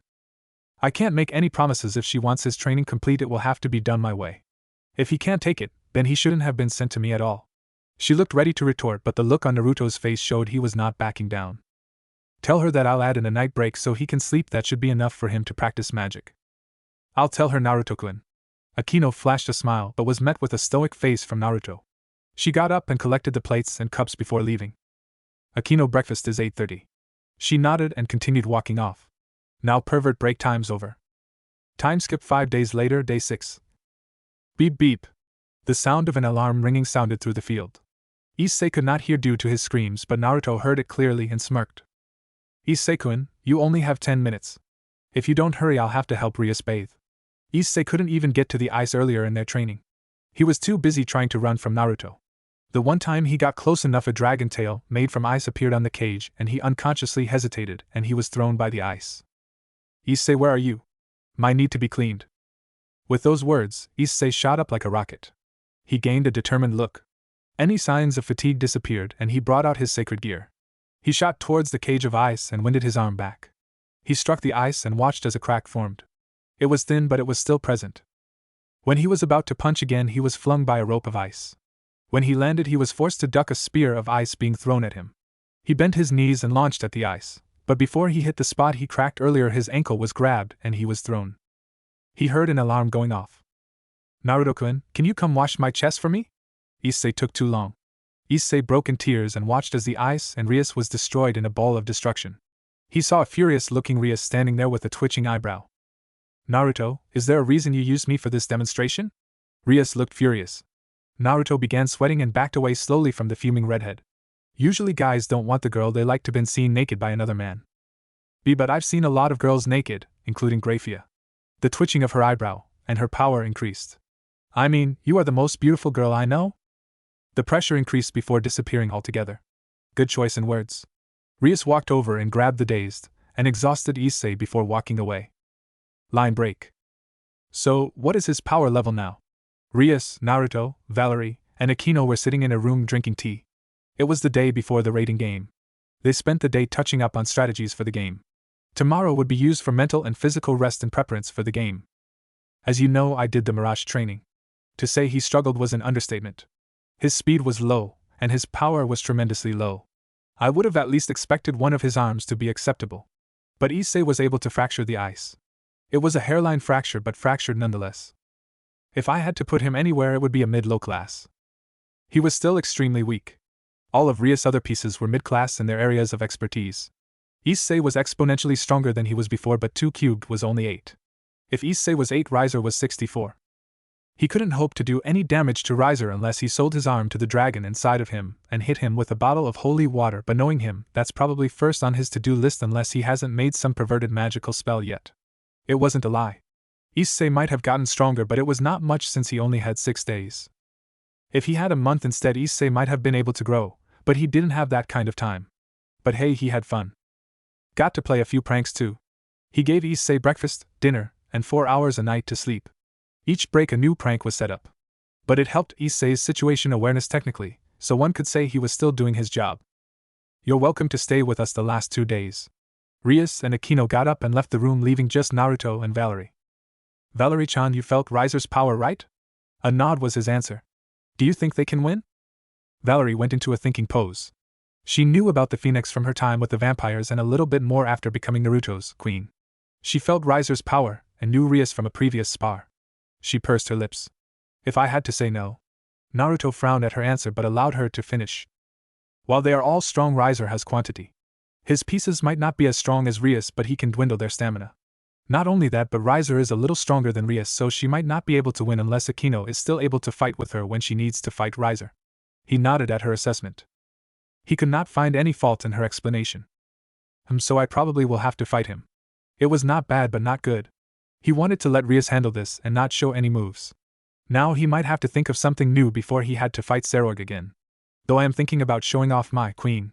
He wiggled his eyebrows, suggestively eliciting a blush from Valerie. What does that mean? She couldn't help but stammer. He inwardly smirked at her reaction and decided to continue. He leaned in closer until his face was only a few inches from hers, making her blush more heavily, and unconsciously lean in. It means I want to show others my beautiful queen. She was really blushing. He moved closer to where they were almost touching. He suddenly shifted his head and blew air in her eye before running off giggling. Maybe in the future, my queen, but for now you have to wait. He added emphases on the word queen. He laughed even harder. Line break. It's my loss. I resign. Rias' voice echoed through the TV. This was the raiding game. Naruto was watching it live. Him and Sona were just sitting in silence for a minute. The match was close. The beginning played out as it was supposed to. If she had another piece or two, she might have won. They defeated the pieces in the gym and were moving only for the queen to make her move. The deciding factor was Akino's defeat. If the Bomb Queen would have retired, Asia could have healed Akino, and the final battle would have probably been different. Issei was noticeably better, in all aspects, since Akino helped him in magic during the last 2 days. Rias, after the defeat of Akino, decided to fight Riser. Issei foolishly attacked one-on-one and was threatened. Rias couldn't sit by and let her pawn be killed, so she resigned. Though they probably should have told Issei that Rias had one more chance. After all, Naruto wasn't gonna let Riser marry Rias. It was like how he beat the crap out of the person who was engaged to Sona, made him accept her chess challenge. So looks like you will have to make the challenge for her hand? It was more of a statement than a question. She gave it her best, but she was not strong enough. No, she was strong enough, and her plan was good. But her plan was not good enough. She left some major flaws. The beginning was good, but she was ill-prepared for the Bomb Queen and the Phoenix Tears. Not only that, but Issei fought with his emotions and not his brain. I'm gonna have to beat it out of him. He gained an evil glint in his eye that seemed to make Sona shiver a little. Akino is rubbing off on him. Sona could only hope her assumption was wrong. So you're gonna reveal Valerie? I've been thinking about it for some time. Katen and Nisama have given their approval, but I have to ask Valerie-chan. It will be her who will have the spotlight on her. Bova already thinks we should present her. Hopefully I won't get too many trade offers if we go through with it. He looked towards the screen as they did a close-up of a smirking Riser. Line break. Valerie-chan, I have been given the option of introducing you to the underworld. But I have decided to let you decide. She looked surprised but calmed as she looked at his face. She looked ready to speak but was met with a hand by Naruto. If I tell the public who you are, the church will probably after you, as will the fallen angels. They will come for you not just because of your sacred gear. You are the queen of a high-class devil, who is also the son of a Satan. If we do this, you will have a target as big as the Satans. The look in Naruto's eye showed the severity of the situation. I'm not sure. She began to mutter a little low.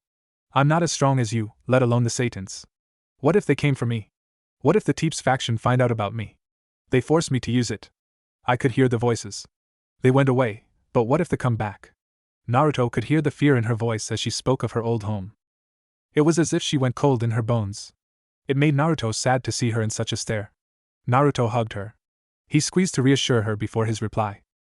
If they come for you, they'll have to go through me and Bova, and I know Gasper would give them hell to pay too. He spoke in a confident voice that made a warmth stir inside of her. As long as I'm around, no one will get you. If I get any trade proposals, I'll throw them away and won't give those old coots the satisfaction of me looking at them. He let her go and flashed her a smile. With me here, you'll never have to worry about anyone trying to harm you. He gave her a thumbs up and continued to smile. He was caught off guard when she hugged him but got over it quickly before hugging back. She pulled back and looked him in the eyes. I'll do it. He smiled back. Line break. It was a well-known fact that the son of Seraphal Leviathan, Naruto Citri, was unofficially courting Rias Gremory. The only reason they weren't officially engaged was that Lord Gremory made the Phoenix marriage contract years before Aether's birth. If Lord Gremory knew Seraphal would have a child, he probably wouldn't have made the contract. He assumed that since the old Satan faction was still launching guerrilla attacks occasionally, she wouldn't have a child anytime soon. The death of Minato Namikaze was considered a stain in the history of the underworld. It was because of the attack that the birth of Milikas Gremory was left a secret until Graphia was back at 100% after birth. The only ones that knew if Graphia's pregnancy was the Gremorys, Citrus, and Satans. But Naruto's birth meant that the boy and the Gremory heir had a high chance of falling in love. The two families were close. When the rating game between Rias and Riser went in Riser's favor, everyone knew a challenge for Rias' hand would be made. Knowing that this played on Riser's pride, everyone knew the challenge would be accepted. So here they were. They were in the ballroom of the Gremory castle. If Riser won, this would be a wedding. If Naruto won, this would be an engagement party.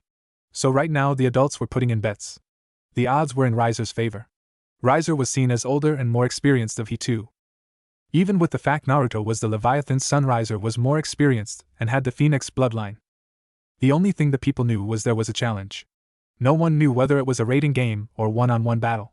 The people wanted a rating game because Naruto's queen was a mystery. But they knew it was most likely a one-on-one battle. They watched as Riser entered the ballroom with his queen behind him, in their usual outfits. On the other side, Naruto appeared with his queen in tow. They looked at her in awe. She looked around 19 or 20 and was very beautiful. Whilst Naruto was in his Sage of Six Paths kimono, his queen wore her Asuna outfit. In the middle, Surzex stood with Graphia behind him. When they made it to the middle, Surzex began his introduction. Welcome, devils of the underworld. Today is the day of the challenge between Naruto Citri and Riser Phoenix for the hand of Rias Gremory. We will now set the rules. With that, Surzek looked at the two boys glare at each other. The air around Naruto was cold, while the air around Riser was hot. Everyone felt no change with the temperature offsetting. The choices are a full rating game or king versus king battle. Riser-kun, your choice? It does not matter. I will not lose, so it does not matter. He spoke with his nose up in a cocky tone. Lord and Lady Phoenix sighed. Naruto-kun? All eyes turned to Naruto. He looked unfazed by their curious faces. I don't have enough time for a rating game as I have school, plus I don't need Valerie-chan to fight Riser, so one-on-one. Surzek looked back to Riser, who had the power to overturn, seeing as he was defending in this challenge. He looked as if he was going to talk, so Surzek sat back. Scared to have your queen fight? The look Naruto and Surzek had told him the taunt would backfire. No, but why would I need an experienced Longinus user to take you down? Gasp could be heard around the room. Riser looked shocked. Surzek smirked as he looked at each face, while Seraphol growled at the greedy faces in the crowd. The attention was on Valerie, who looked nervous, understandably. Era, did I forget to introduce my cute queen? Allow me to introduce her then. Meet Valerie Teeps, damper and wielder of the Longinus Sephiroth Grawl. To say Naruto was amused was an understatement. If it wasn't for the fact he had to uphold his image, he would have laughed, and probably rolling in the ground trying to catch his breath. The faces of the older devils was funny. Rias, who was in the corner, really was laughing. She was with just Akino, as the newer members in the Peerage was still recovering from the raiding game, and Kiba and Kaneko were still injured.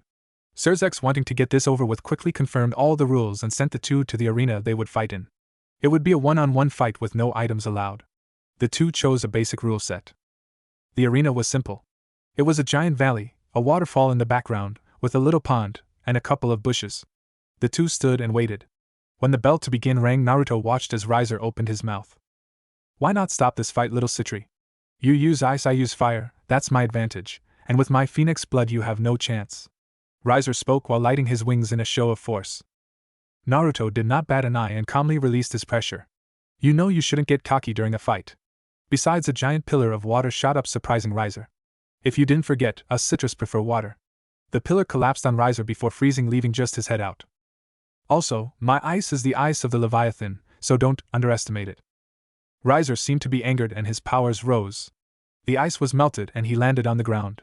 He sent a ball of fire only for the melted ice to rise as water and snuffed out the fireball. Riser ran forward with his fist on fire. As he swung, Naruto ducked and flipped around his fist. Naruto returned a fist, and when it hit Riser's shoulder, ice encased the spot that was hit. Riser let out a growl and blew the ice off. He charged at Naruto and hit him with a fist shrouded in flames. He continued his punches. He backed off for a minute, expecting a knocked out Naruto. When the smoke settled, there was no Naruto. All that was in his place was broken shards of ice. Riser, in a fit of rage, launched wave after wave of flames into the surrounding area. Come on out, Ice Boy. The longer you delay this, the more embarrassed you will be. At the end of his rant, he released his wings. He took to the air and looked around for his missing opponent. He began shooting random fireballs towards random bushes and rocks in the surrounding area. Riser growled in frustration and raised his power.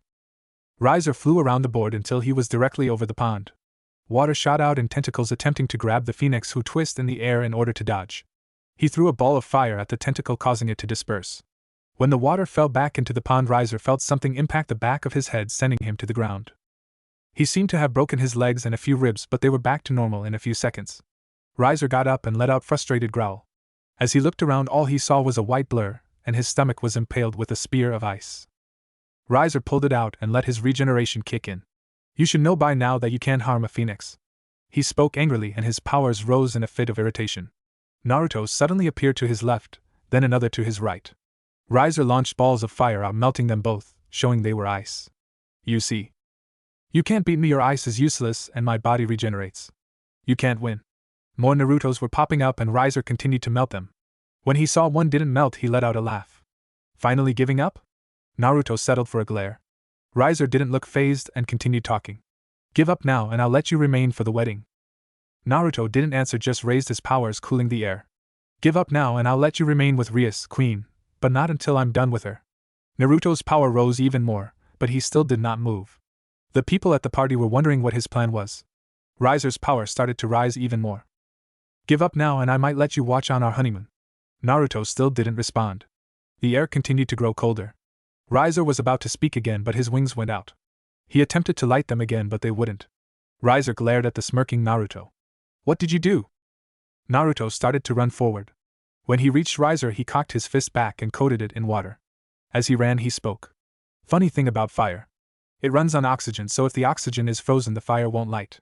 He brought the fist up and hit Riser, making it freeze on contact before pulling back the other and continuing pummeling Riser. This is for forcing Rias into marriage, this is for attempting to kill the pervert, this is for all you have said about my friends, and this is for being an asshole. Naruto continued, eventually deforming his face. He continued attacking at blinding speeds, causing damage as fast as he regenerated. Naruto brought both his hands up and formed a giant hammer made from ice.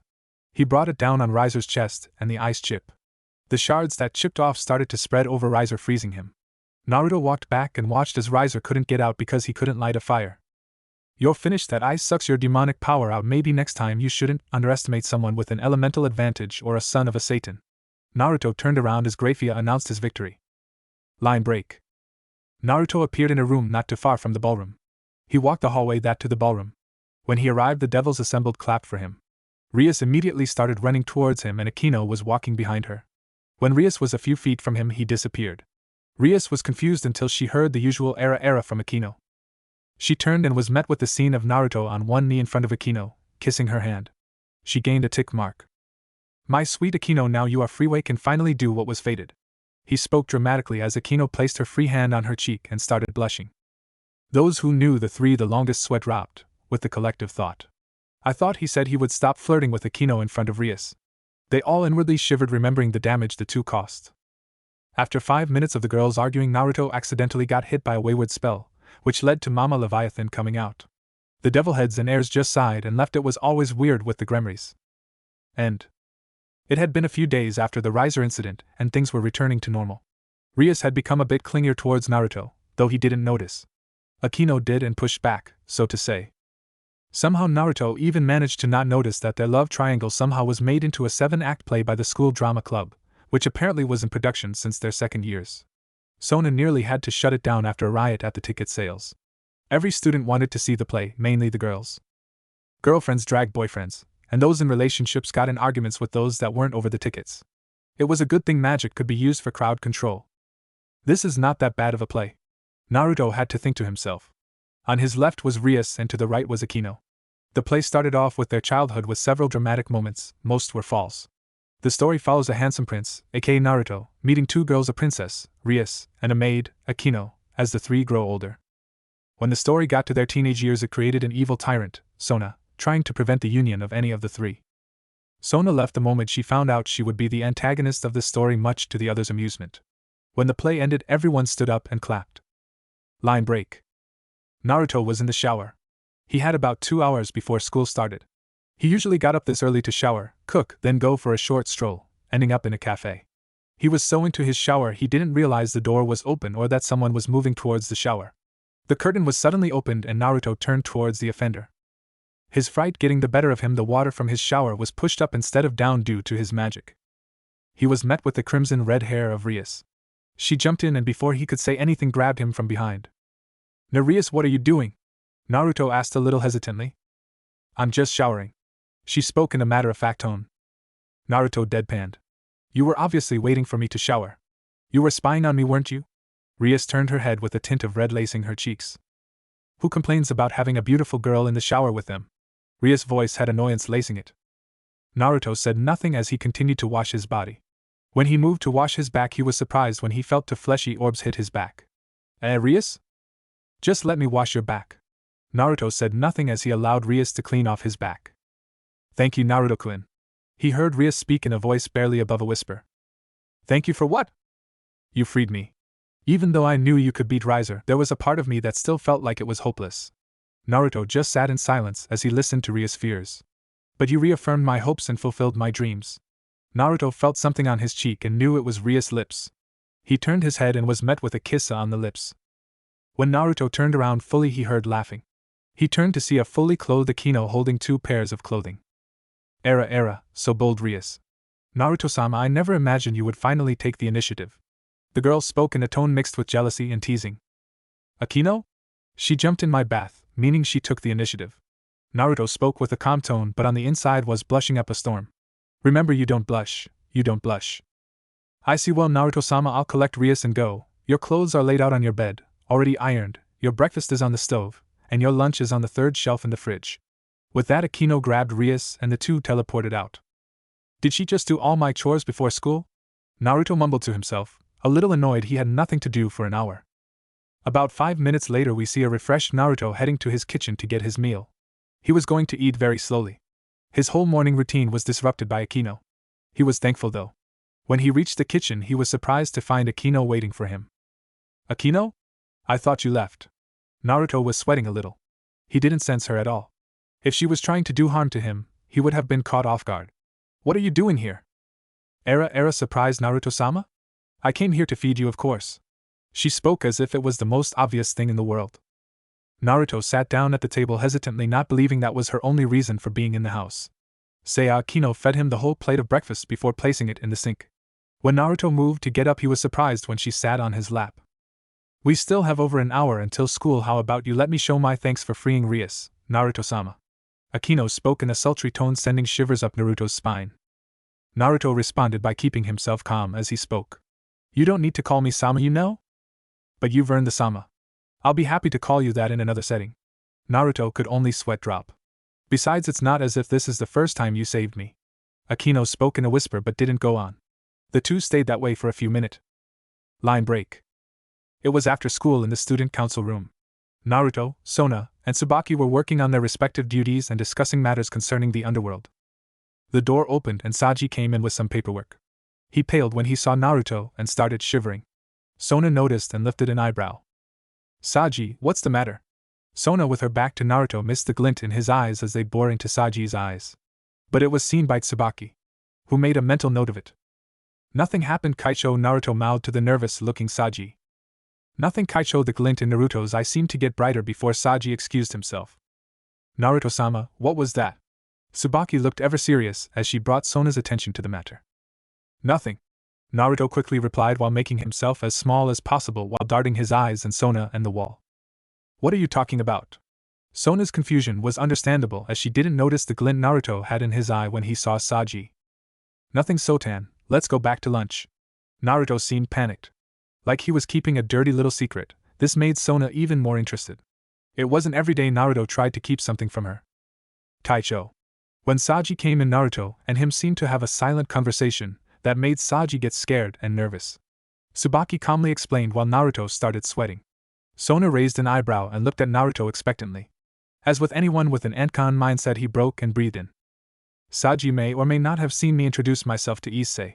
The girls looked confused. Most people could deal with seeing the prank.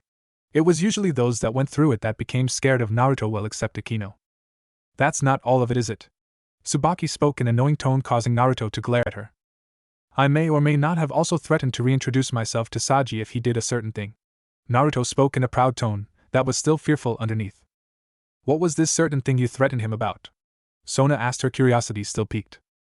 Naruto bored into her eyes for a minute but didn't speak. Tsubaki knew what he meant now. His face suddenly changed to a childish look. I can't tell you, Sotan. He sent her a wink before picking up his bag, signaling he was done with his homework. Naruto, what are you threatening Saji about? Sona was a little angry. She hated when Seraphal and Naruto did that. They would pique her curiosity and then deny her the knowledge she yearned for. She pressed him by glaring. She repeated the question, causing Naruto to start sweating. As she moved closer to him, he looked around and brought up a teleportation circle for himself. Sorry, Sotan, but I can't tell you. He smirked smugly. Naruto, tell me, why are you threatening Saji? She really was getting angry. If you don't tell me, I'll take you to the doctor if you deny me the information I seek. She spoke menacingly and got closer to the still sweating Naruto. No! Naruto had a look of absolute horror. I'll just have to get away for a few days. His words were lost to her, as she thought he was bluffing. He wouldn't miss school, right? Going Peerage hunting by. Just like that, he was gone.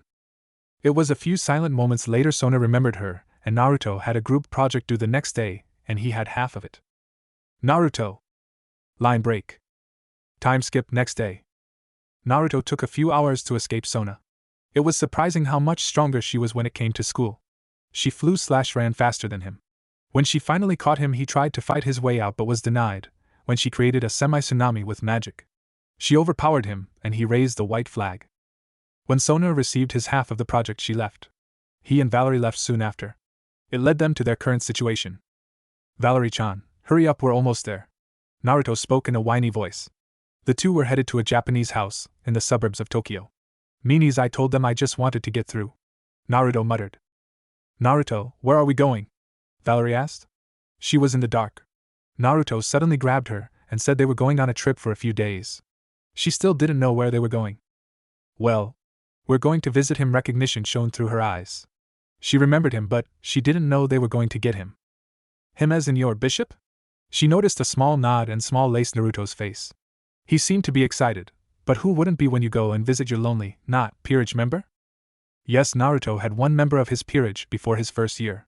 He apparently was kicked out of his family as a kid for not using the fire they were famous for. He moved to China and made a living there. He had fell in love with a woman and lived a happy life before the supernatural found him again. A group of stray priests used his girlfriend as a sacrifice to lure devils.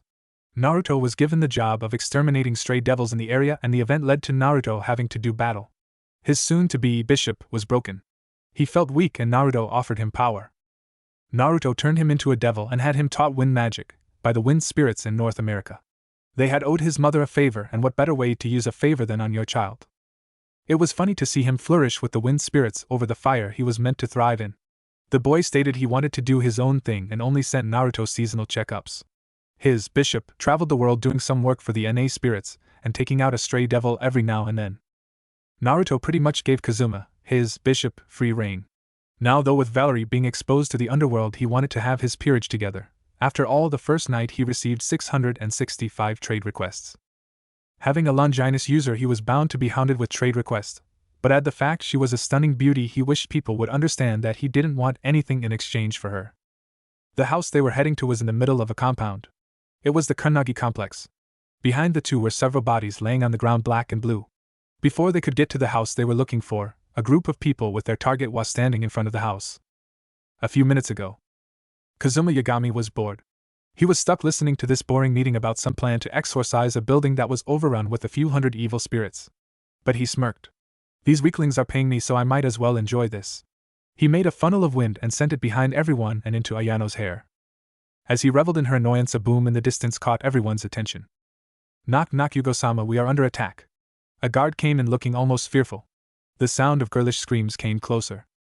The news that the compound was mixed with gasp and Ayano's power flaring. Suddenly a body flew through the door and hit the wall a few millimeters to Kazuma's left. He just ignored the pathetic form of the guard and picked up his tea and took a sip. Who dares attack the Kunnagi family? The hellish screams of the Kunnagi heir was heard throughout the room. Yugo calmly sipped his tea and looked at Kazuma, who had a twitching eyebrow despite his attempts to hide it behind his teacup. Kazuma-kun, do you know anything about our attacker?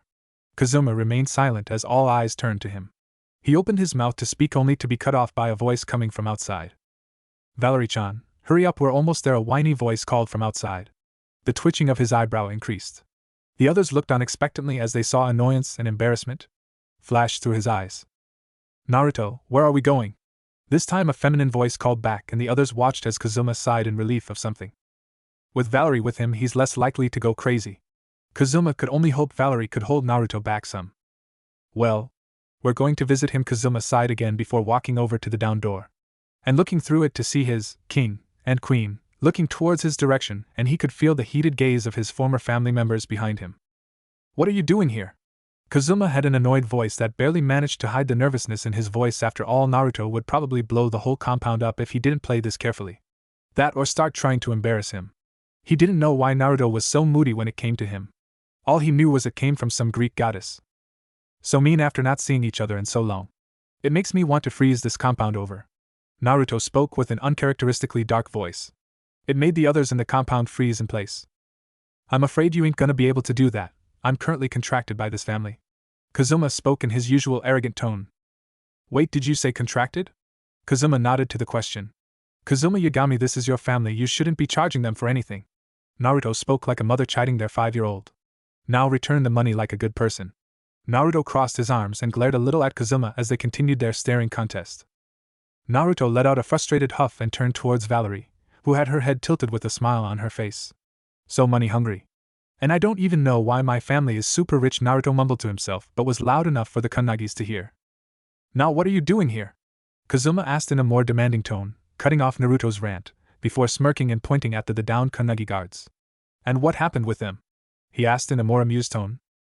I told them I wanted to get through and they aimed their weapons at me. Naruto spoke in an exasperated tone, waving his arms in the air for dramatic effect. It was almost like they think I'm a villain. He pouted and crossed his arms. All you had to do was tell them your reasons for being here. Kazuma deadpanned. I want you to come to Ko when you're done, please? He noticed Kazuma didn't look as if he wanted to come. Pretty please? Kazuma still didn't budge. I'll pay you for your services. Kazuma looked thoughtful but nodded. Naruto was about to go to him, but he had to jump out of the way of a flaming sword. That wasn't nice. How dare you attack the Kunogi? The girl didn't stop and charged with the sword in hand towards Naruto. All the men surrounding who knew who Naruto moved to stop her but were too slow to stop her charge. Take this. As she got closer, everyone was shocked Naruto didn't move. If anything, he looked jubilant. When the sword connected with him, the fire and blade all froze as it hit his body. He froze, and Raiho was the collective thought of the Kunogi family. Ayano, stand down. It is not nice to attack guests. The now named Ayano looked at the man confused and slightly angered. The man looked back towards a smiling Naruto. What does the son of the current Leviathan want with my dearest nephew? Time skip 2 days later. That was nice, any Valerie-chan? Naruto looked at his traveling companion with a smile. Yes, Naruto-kun, they were nice, though Ayano-san was a little strange. The girl spoke the last part with a small sweat drop. After they were settled in, she and Naruto somewhat hit it off. It's a shame she didn't want to become a member of your peerage. He sparred with her during the mornings and then had eating contests with him, but she claimed she had no interest in reincarnating as his pawn. Are we headed back to Ko? No, we're going to Europe. He noticed her stiffen a little. It's just to collect the last of my peerage. We have to stop by southern Italy. That did little to help her relax. If you want, you can head home with Gasper-kun. I'm sure he wants to see you after these last couple of days. He saw her relax a little and smile at him. Thank you, Naruto-kun, I'll see you back in Ko. She gave him a kiss on the cheek, eliciting a small blush from the ice user. She giggled a little at his reaction. Be safe. With that, she stepped back and teleported out, leaving a shocked Naruto. Did I just blush, damn it? Naruto threw a mental tantrum and let his power seep off of him in droves as he mentally berated himself. I don't blush, Asia blushes, not me. After taking a few minutes to calm himself, he left a scared city in Japan. Line break. Naruto was funny when it came to his peerage. Valerie was his first member, and Bova his last.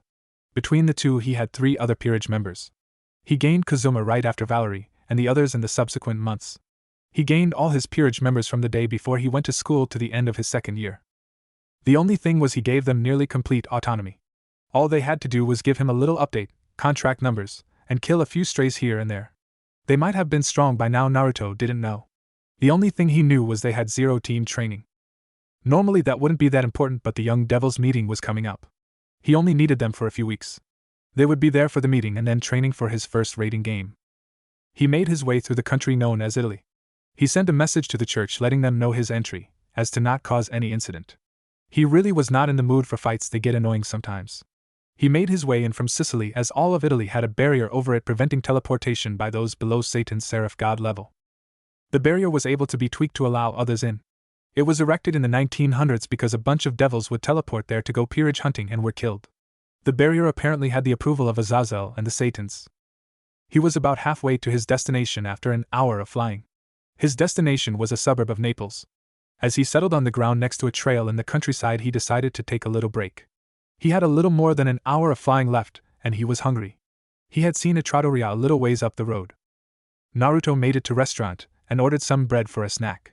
As he got done, he took the wrap to the trash and walked a little to a clearing. You can come out now, Naruto spoke in a calm voice. A girl who looked a few years younger than him, with white hair, came from the trees surrounding him. She pulled out a sword and charged at him. By order of my mistress, you are to die. The girl slashed at Naruto and hit a wall of ice. The sword was surrounded in the ice. And the dialogue is still in Russian. Naruto smirked. He could understand every language, so he knew what the girl was saying even if it was in Russian. But Naruto was shocked when he saw the sword eating the magic that was in the ice. He looked on as the girl's sword seemed to release an expanding magical aura. Wait a minute, magic eating sword, white hair, short girl, not too short though. You're the man-eater, aren't you? The girl never responded, she just started running back to Naruto. As she slashed her sword, he flipped backwards, dodging a few strikes as he did. When he landed, he opened his hand and let a bird of ice fly out and towards his opponent. It caught the girl off guard and the bird struck, pushing the girl back. I still don't have that under control. It might not work next time. Why would I be on your mistress hit list? The girl got up and pointed her sword towards him. The reasons of clientele is not disclosed. Naruto nodded, figuring out she was a mercenary. Naruto saw his magic get pulled out in a small stream towards the girl's ever-expanding magical aura, through her sword. Naruto started panting a little. I have to finish this quickly. Naruto built a sword out of ice in his hand while willing chains with the other. He ran towards the girl, who started running forward as well. She cocked her sword back as she came within 10 feet. She thrust her sword forward to hit him, only for Naruto to turn into ice and her sword eat off the magic. Suddenly ice rose from around her and trapped her in a box. The magic sword she had could not suck in the magic. If anything, her magic was getting sucked into the ice. She heard a voice echoing everywhere in her head. If you want your brother back. She looked around only to hear it again. Your brother. She broke down, and her magic fluctuated greatly. Arrgggg. She struck the ice over and over, only for it to get thicker and stronger. She then blacked out. The ice fell and Naruto suddenly walked out panting. Dynamic still takes a lot of energy. I just hope I can finish before I fight you. Naruto looked towards his would-be assassin and the sword next to her. She was undoubtedly human. He went to her and felt her power. It was on par with Akino's, but he could tell her morales were a little off. He suddenly felt an intrusion. In her brain he felt the distortion, which was a sign of an illusion. He touched her head and released a pulse of magic, effectively breaking the illusion. The girl shot up and looked around. She looked towards Naruto before suddenly breaking down. What's wrong? Naruto's voice was filled with compassion and genuine worry. The girl looked at him, still crying, before bowing down with her head on the ground. Forgive me, forgive me, forgive me, the girl continued her begging until Naruto pulled her up. What are you begging for? I tried to kill you. You won, so kill me already. The girl had a face that was mixed with both guilt, sorrow, and anger. No, his response shocked the girl. That's taking the easy way out. You wish to pay for your crimes, I see it in your face. So repent, but don't give up. Naruto looked as if he could see into her soul while staring into her eyes. Neither moved until she fell again, crying. I don't deserve to repent. I've ruined people's lives for something that wasn't even real. I never had a brother. How was I supposed to know it was all a trick? The girl had snot coming from her nose as she looked almost desperate. I don't even know how to repent. How do I do it? First is to stop crying. I know you are upset and sad. But you crying is not going to change anything. The girl shook her head.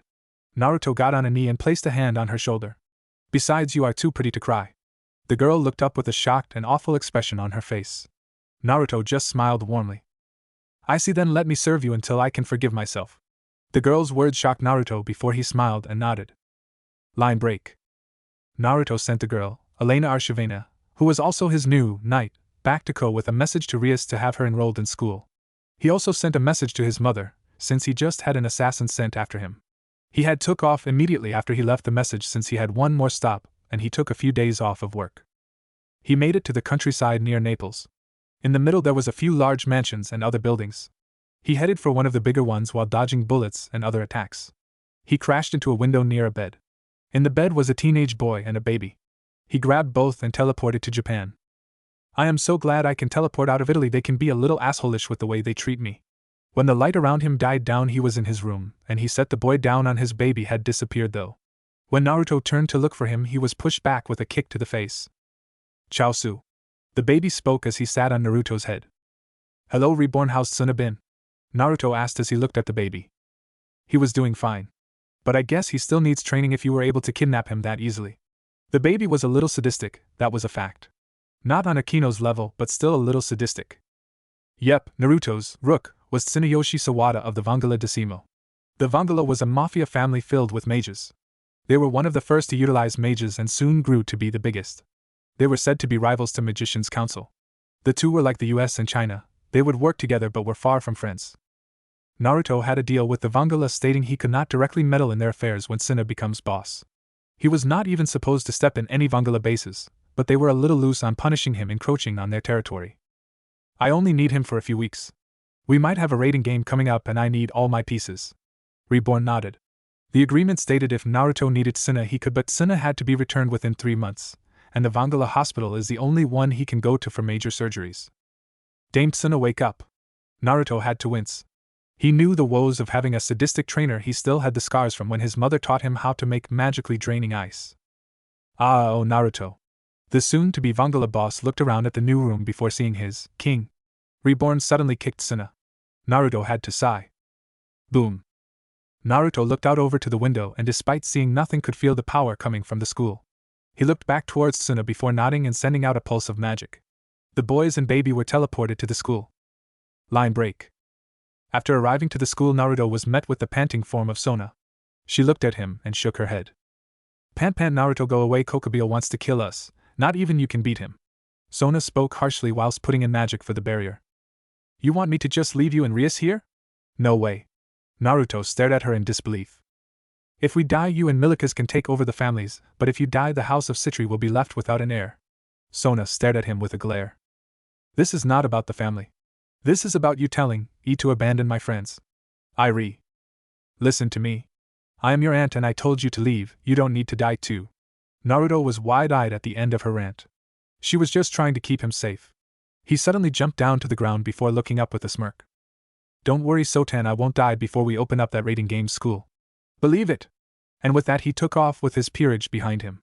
He never noticed a tear rolling down Sona's cheek. Imagine what your death would mean to Weni-sama, you are worth more than you know.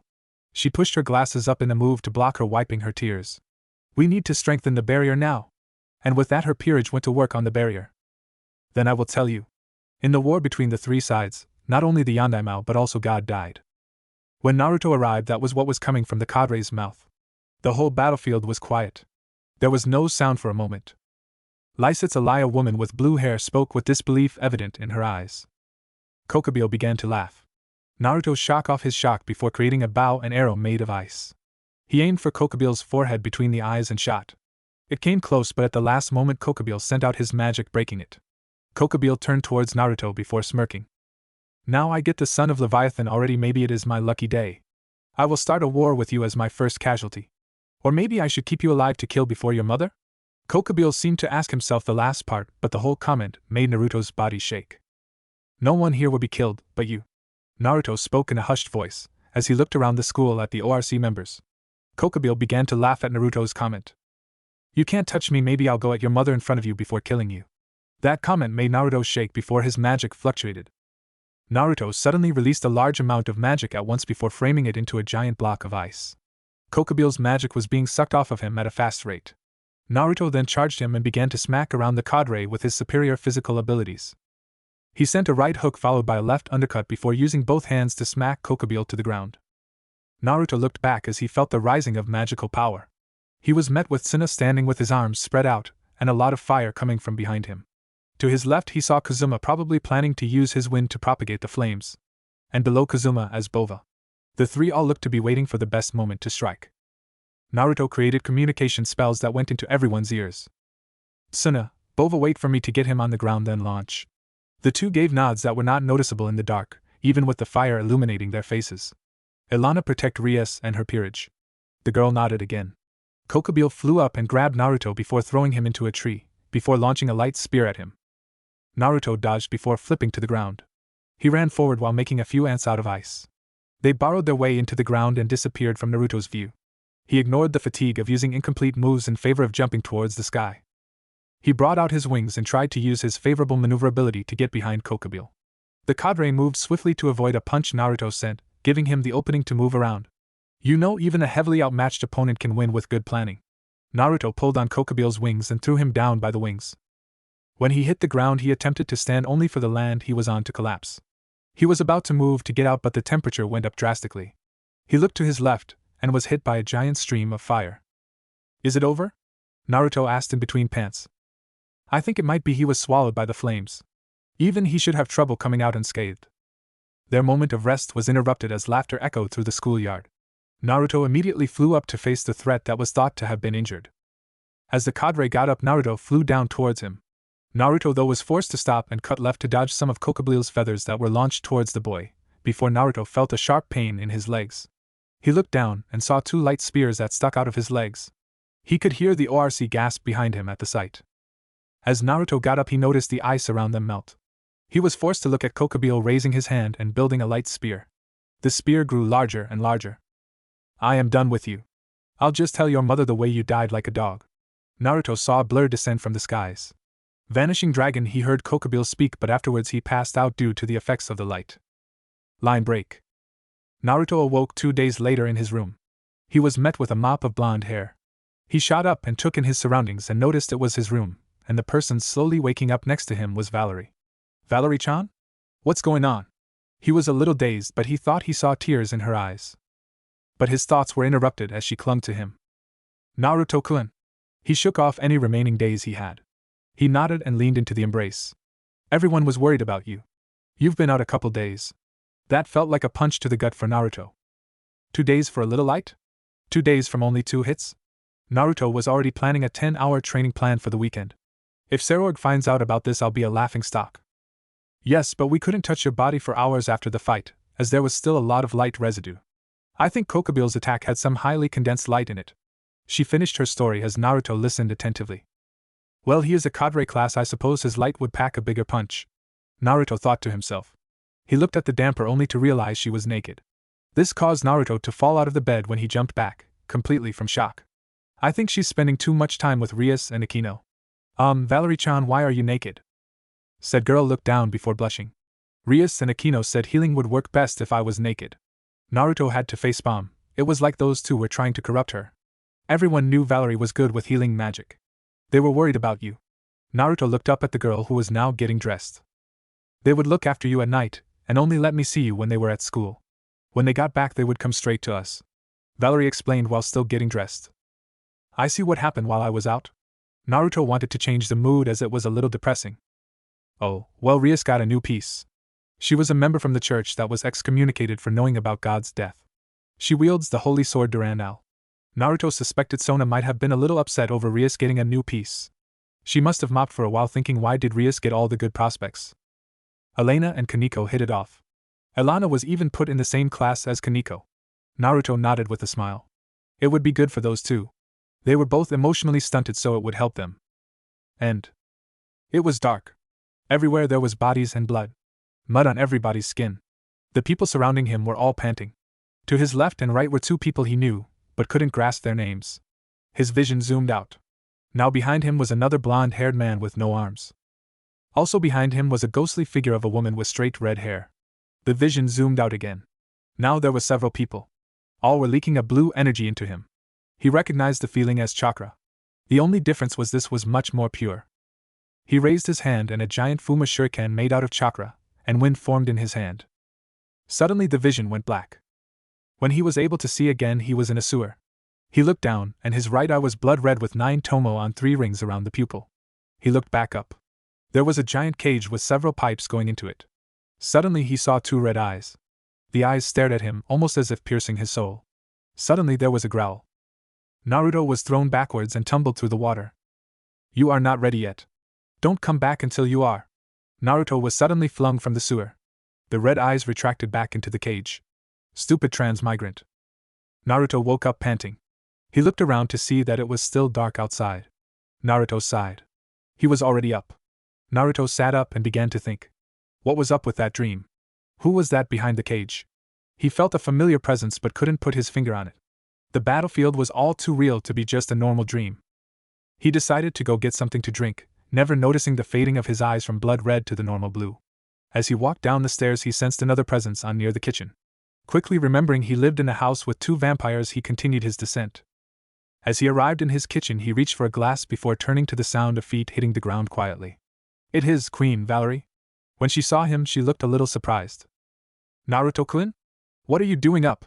The damper asked as she took in the form of her king. I was thirsty, so I came down for something to drink. The damper looked at him unbelieving. What is really going on? Your power is slightly fluctuating. What's wrong? Valerie looked genuinely concerned. Naruto's eyes softened a little. I just had a nightmare, nothing to worry about. The vampire hesitantly nodded, still not believing that was the full story. It's nothing serious, I'll see you in later. With that, the boy moved up the stairs a little quickly, as if trying to avoid talking about whatever was happening. Line break. Naruto-kun. Naruto turned to see an angry Rias. Quickly recounting his activities, and knowing he didn't upset her, he responded kindly. Yes, Rias-chan? Naruto even tilted his head in an attempt to shave off some of her anger.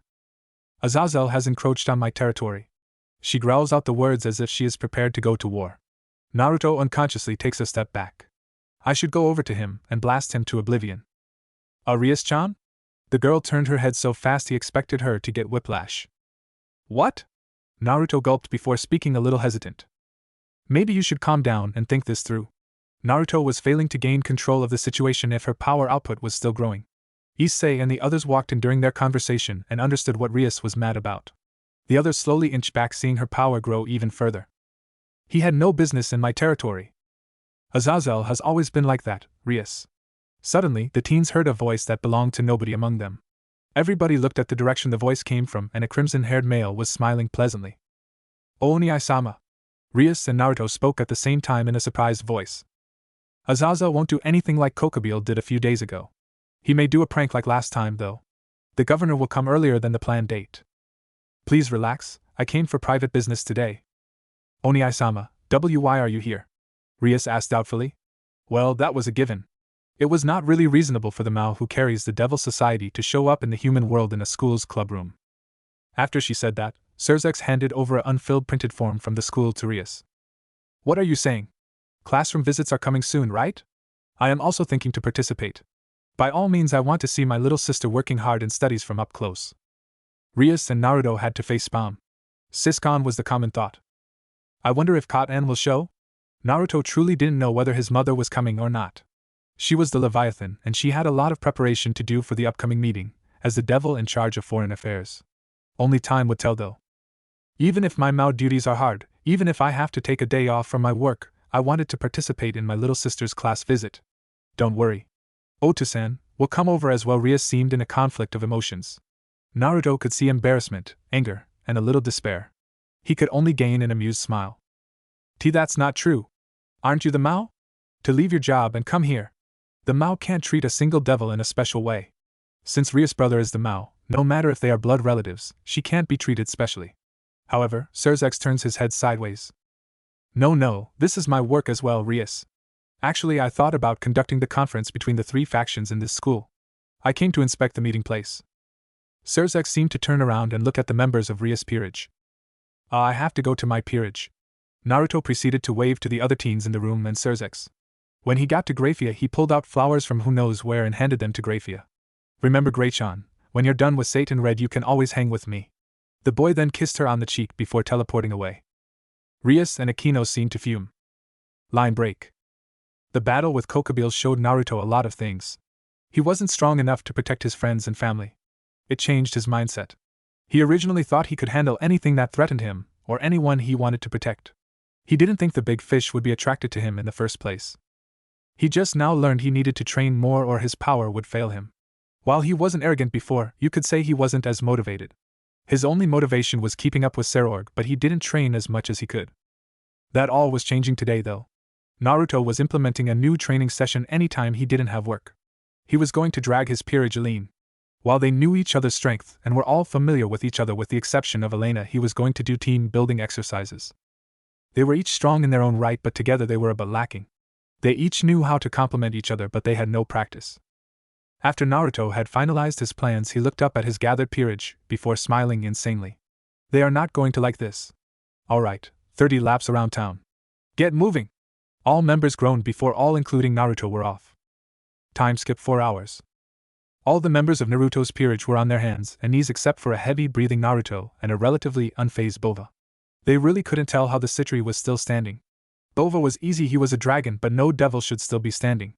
They ran their laps and did several conditioning exercises. They were out of it, and he looked like he could go in a few minutes.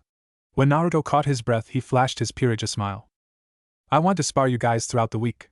All members paled immediately. They knew their king was not one to be trifled with unless you were ultimate class or above. I think it is necessary for our growth that both yourself and the rest of the peerage know your limits, so let's see. Naruto looked over each peerage member who shifted uncomfortably under his gaze. He looked toward Elena. How are you adjusting to student life? While he knew she could understand any language as a devil, he preferred talking to her in her native language. It has been difficult, but I have started to get used to it, came the slightly embarrassed reply. Naruto nodded curtly before moving on. He looked at Kazuma. Still charging your family? The boy nodded almost proudly. Naruto sighed and shook his head, before moving on. Come ve con quella ragazza? Naruto aimed his question at Suna. The boy looked confused. Why was he speaking to him in Italian? I don't speak Italian. The boy smiled a little sheepishly. Dame Suna said boy deflated at his, king's, comment. I've decided, come at me Tsukuin. Suna boy panicked and went red from embarrassment. After watching the boy pop his pills, Naruto charged. Suna backed up slightly and tried to deflect the hit but still took on a lot of damage due to the power behind it. The two boys got into a fist fight with neither giving up ground until Tsuina ducked under a punch and sent Naruto back with an elbow to the stomach. The boy used the moment to his advantage and charged his ex-burner. Raisin Shuriken. Naruto had an image of himself throwing a giant wind shuriken at an orange-haired person. He instinctively put his hand up and felt a familiar feeling swirl and some water collecting around it. However, right when it looked like everything would come together, it exploded, knocking Naruto back and disrupting Tsuna. Naruto! His peerage all ran around him as he dusted himself off. Are you okay? What was that? Valerie immediately went to healing his injuries that came from the explosion. Whatever that move was, it packed a punch. I don't know what that was, it just happened. I think that will be all for today. You guys really look out of it. Starting tomorrow we'll continue conditioning, and then some drills to help us get used to fighting as a group. He looked to Kazuma. If you miss out, I'll double your regiment. With that, Naruto seemingly disappeared into the night before anyone could say anything. When Naruto returned to his house, he went straight to the bathroom. He began running cold water and splashed some in his face. I'm gonna be the Hokage one day, believe it. If you ever touch my sensei again, I'll kill you. Visions, voices seemed to flood Naruto's mind. He wasn't dreaming yet, he could see it clearly. It was almost as if he was really there. Ero-senin. Tsunade-ba-chan. Kakashi-sensei. Sakura-chan. Naruto could see fuzzy images of faces and hear the names. He shook his head and slapped his face. He turned around to walk out of the bathroom. When he opened the door, he was in a valley. The valley had two giant stone statues facing each other, making a symbol with their hands. He saw two more figures on top of the statues. They suddenly jumped towards each other. Naruto! Sasuke! The two met in the middle before there was a blast that knocked Naruto backwards. When he opened his eyes again, and he was back in the sewer. This time, though, there was no eyes. He walked up to the bars and reached to touch them. When he did, his hand was grabbed, and he was thrown. When he looked at the source of the hand, he was met with the blonde hair of a figure he knew as his deceased father. Toussaint? Naruto was unsure as to what he was experiencing. The older blonde flashed a smile but did not respond. Where are we? Why are we here? I thought you were dead. How are you here? Naruto asked questions so rapidly he didn't give Minato a chance to respond. Instead of responding, though, Minato began to fade away. Before he faded completely, though, Naruto heard a whisper of the voice he only ever heard through video and on TV. Speak with Kushi-chan, she has all the answers. After the Minato faded into nothingness and Naruto was kicked out of the sewer. He opened his eyes again and he was back in his hallway. Naruto wiped a bead of sweat off of his forehead and walked towards his room. As he walked past the window, the sun seemingly got brighter and focused on him. He paid it no mind and continued towards his room. Line break. It had been 2 days since Naruto had first started seeing the visions from the past. He at first wanted to deem them as unimportant, but they became more and more frequent. He went from a few visions the first day to a few every hour. He had already cleared his upcoming off day for a brief trip to the underworld. It was getting too frequent to dodge the issue any longer. Naruto used the teleportation circle in his basement to get to the Citri castle. He greeted all the maids he passed on his way to Kushina's quarters. He knew his grandparents were out on official Citri business. As he walked towards the housing for the maids, he took note of the oriental theme that got heavier the closer to Kushina's door he got. Once there, he knocked on the door. Come in. He heard the voice of his father's mistress. Excuse me? He walked in and almost immediately she stood on her feet. Oba-san. He nodded curtly to his bowing aunt figure. I have been having visions. She seemed to beam a little when he said that. I don't remember anything in the visions happening for real, but they felt real. I then think I saw. He trailed off a little. Who did you see? She seemed to have an almost hopeful look on her face. It was my father. He appeared and said you had the answers. He looked at her expectantly, whereas she looked thoughtful. I see. Well, I can give you the answers. He looked bright as he stared at her. Just not all at once. He deflated a little. Huh? What do you mean not all at once? He was a little upset being left out of the loop. She looked unfazed by his comments. You were never allowed to learn all at once, not even the first time around. She mumbled the last part out, and Naruto couldn't understand. She looked him in the eye and spoke proudly. You are the descendant and reincarnation of the very first hero, Naruto Uzumaki. Line break. Naruto walked slowly towards the school, deep in thought. He was still in shock a little from his conversation with Kushina. It was not every day you learn of a forgotten hero. Naruto Uzumaki was a name known across all pantheons, but only by the highest gods, as a way to ensure his power never be recreated in a human. Apparently in the early stages of the world the Oriental gods had their own continent that was about the size of China. It was inhabited by their subjects. All the life on this continent was mainly supported by a tree blessed by all the gods and goddesses of the pantheon. It was a fascinating tale. By the time Naruto came along, the power of the tree had its power distributed to the population and was long forgotten. Naruto grew into a strong warrior despite his inhibitions throughout his childhood. He was on par with gods and was favored by several primordials, including Gia from Greece. Naruto's popularity with the primordials made other gods weary of him. He was lured into a trap by a coalition of Mesopotamian and Slavic gods, leading to his death, with the aid of a white snake. The Oriental gods, angered by this, vowed revenge. Naruto was subsequently reincarnated several times over history. Most of his reincarnations enjoyed a quiet life, whereas a few were warriors once again. One was a king favored by Ares. He thought about his mother before gaining a pained expression. He remembered what Kushina said. I am the reincarnation of Naruto's first mother. Minato was the first reincarnation of his mother. Every time we have been reincarnated, one or both of us have been deceased. Naruto looked confused.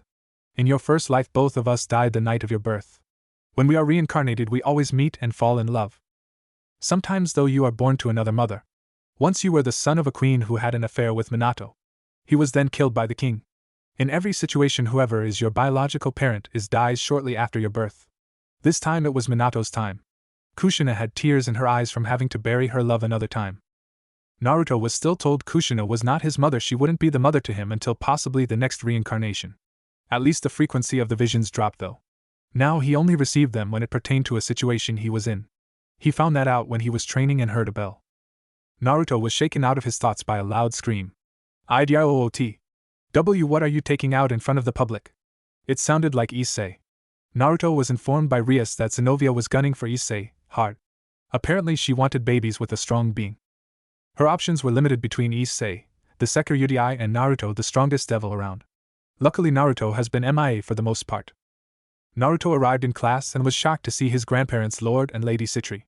He expected them to be on business trips, not at class visitations. He looked at the other parents, and noticed Xiaticus Gremory was there along with Serzex and Graphia. He took his seat as class began. Class was going by nicely. Naruto did feel the need to utterly destroy Issei for some reason. With Issei. Issei looked down at his hands and realized he had created a statue of Rias in nothing but her underwear, and bra, in a seductive pose, winking and blowing a kiss. He never realized he was making it until he was completely finished. He was actually joyful that he made it though. Suddenly he felt a chill go down his back. I'm getting this most ominous feeling to avoid Naruto-senpai later. Back with Naruto. Did you hear? Issei of the perverted trio made a figurine of Rias One-sama near naked. All the devils looked towards Naruto and saw an ominous red and black cloud protruding from him. I'm gonna kill him, no, death would be too easy. Maybe I should unseal those memories and have Bova chase him. The others could do nothing but pray, even with the headaches, that Naruto didn't kill Issei. Rias suddenly smirked though. Now she had a present to give Naruto for his birthday, and she could tell Naruto was fiercely protective of her. The longer Naruto had to think on the situation led to his shroud growing. It really was frightening. After class. Issei, can I have that figurine? Rias asked with a cute tilt of the head. The boy immediately handed it over to his king, with no second thought. It's incredibly well made. What else was I supposed to tell you? Rias started mumbling, but Issei heard her just fine. You were supposed to warn him, Bucho. Akino spoke with her motherly smile on her face. Oh yes, thank you, Akino. Issei, whatever you do, don't meet with Naruto alone. He might kill you. No, wait, killing you might be too easy for him. The girls started rambling about what Naruto might do to Issei. Kiba soon arrived explaining there was a photography event happening in the gym. With nothing better to do, the ORC went. When they arrived, Issei was shocked because there was a magical girl twirling, allowing students to take pictures of her. As he got closer to the scene, he had only one thought. Her skirt was short, her panties were being exposed. The moment Issei was done with that thought process, he shivered and suddenly felt a pulse of Naruto's power, with the room getting several degrees colder. Not that Issei noticed, since he went back to checking out the magical girl. Rias looked at Issei and had a sense of dread. That pulse was obviously a harbinger. If Naruto happened to arrive before the boys stopped checking out the one and only Leviathan, a lot of boys would be exposed to the supernatural world. Hey, disperse. Today's the day for displaying classes to the public. Don't make a ruckus in this place. Saji, he was doing his job properly. That big of a crowd was disappearing like spiders, children dispersing. The young men with the cameras who were photographing were also leaving reluctantly due to Saji's pushing. The remaining people were our group and Saji's group, and the cosplay girl. You, please don't wear that kind of costume. Wait, would you be a parent perhaps? Even if that's the case, you know there's a dress code according to the place. This is troublesome. The boy started rambling to the girl who looked as if she was always having fun no matter the situation. But this is my uniform. The girl performed a pose that nearly made Issei drool. He never noticed the temperature still dropping. Sona-chan. Found you after finding Sona, the cosplay girl happily clung to Kaicho. Sarah-chan, I don't know if Sona can breath. A man who looked like Sona spoke from behind the group of devils. It's Leviathan-sama. Rias whispered into the ears of both Saji and Issei. Yes, my Katan was the woman you were just checking out. Issei heard a whisper voice in his ear. He looked to the left, and he saw a mini Naruto on his shoulder. I'm going to kill you for this. But first I'll torture you slowly. I do have several ice picks. Issei couldn't help but have a mini heart attack at the thought of Naruto's wrath. Sona-chan, what's wrong? Your face is completely red, you know? Since it's the long-awaited reunion with your Wani-sama, I think it would be better if you were a bit more happy. Wani-sama. Sotan, calling each other like that and embracing each other in a Yuri way, that sort of development is fine with me as well, Wani-chan. Kaicho said with an unsatisfied expression, while twitching near her eyes. Oh Wani-sama. This is my school and I am entrusted with the job of the student council president here. No matter how close relatives we are, your behavior is too much. I can't approve of that sort of outfit. No way, Sona-chan. If I am told that by Sona-chan, your Wani-chan will be sad. Sona-chan doesn't know that her Wani-chan is admired as the magical girl. Since with the glittering stick, I erase angels and fallen angels. Sona looked around until she was face to face with Tsubaki.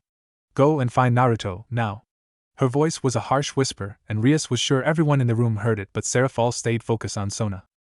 With Naruto. Naruto-sama, Kaicho requests your presence. Naruto looked at Tsubaki before bending down to get his drink from the vending machine. Does this have something to do with Katan? When I felt her enter the school grounds, I knew Sotan would have to talk to her about her eccentrics. It's always funny when those two meet. Don't you agree? Tsubaki looked at Naruto a bit warily and nodded. He seemed too calm. Aren't you excited? Of course, but I have a feeling I'm going to need to torture someone very slowly for staring at her. Issei will meet his demise soon enough. Naruto's voice turned into a demonic voice that sent shivers down everyone who heard spines. Lead the way. The blonde was following while deciding which way to kill Issei, slowly of course. Maybe I'll slowly freeze him over a few hours. Mwahahaha. The blonde was smacked by his aunts, Queen. Forgive me, Naruto-sama, but Kaicho has ordered me to hit you when you laugh maniacally. The blonde could only pout before nodding.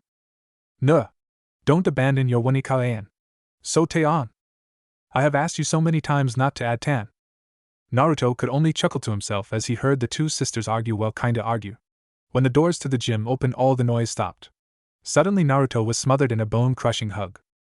Narutan. The blonde was suffocating and his vision was getting hazy. Suddenly his body went limp. Ah, Narutan.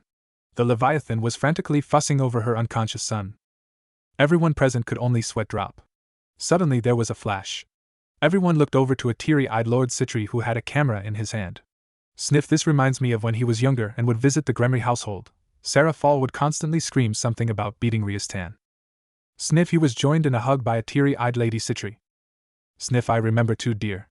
They grow up so fast. All other devils could only sweat drop. And they say the Gremorys are weird, was the common thought. Oh my, I see. Oh, Ota-san. Issei's parents moved towards the group with their hands. Haida Issei-kun, are those people your parents? Xiaticus spoke while stroking his beard. He looked to be scheming. Maybe I can have a good time with them. Why yes. They're my parents. Back with Sarah Fall, she was still over her seemingly lifeless son. With every passing second she was getting closer and closer to hysterics. Suddenly a giant gasp came as Naruto shot up from Seraphall's lap. Before Seraphall could glomp Naruto, Sona intervened. As much as you would like to hug Naruto, we must get to class. The student president forced all to return to their classes before the bell rang again. End. Chapter 6. Naruto slowly crept up to Issei from behind. The boy was not paying attention at all, probably fantasizing about Naruto. Remembered he was supposed to get back at Issei for the statue of Rias. He crept, not making a single sound. When he arrived at his target, Naruto put his hand over Issei's head and sent a pulse out, breaking the seal. He watched as Issei fell unconscious, momentarily, in order to let his brain process the new information. He snuck out before Issei awoke. He headed downstairs in the Haida house to where his mother and Surzex were.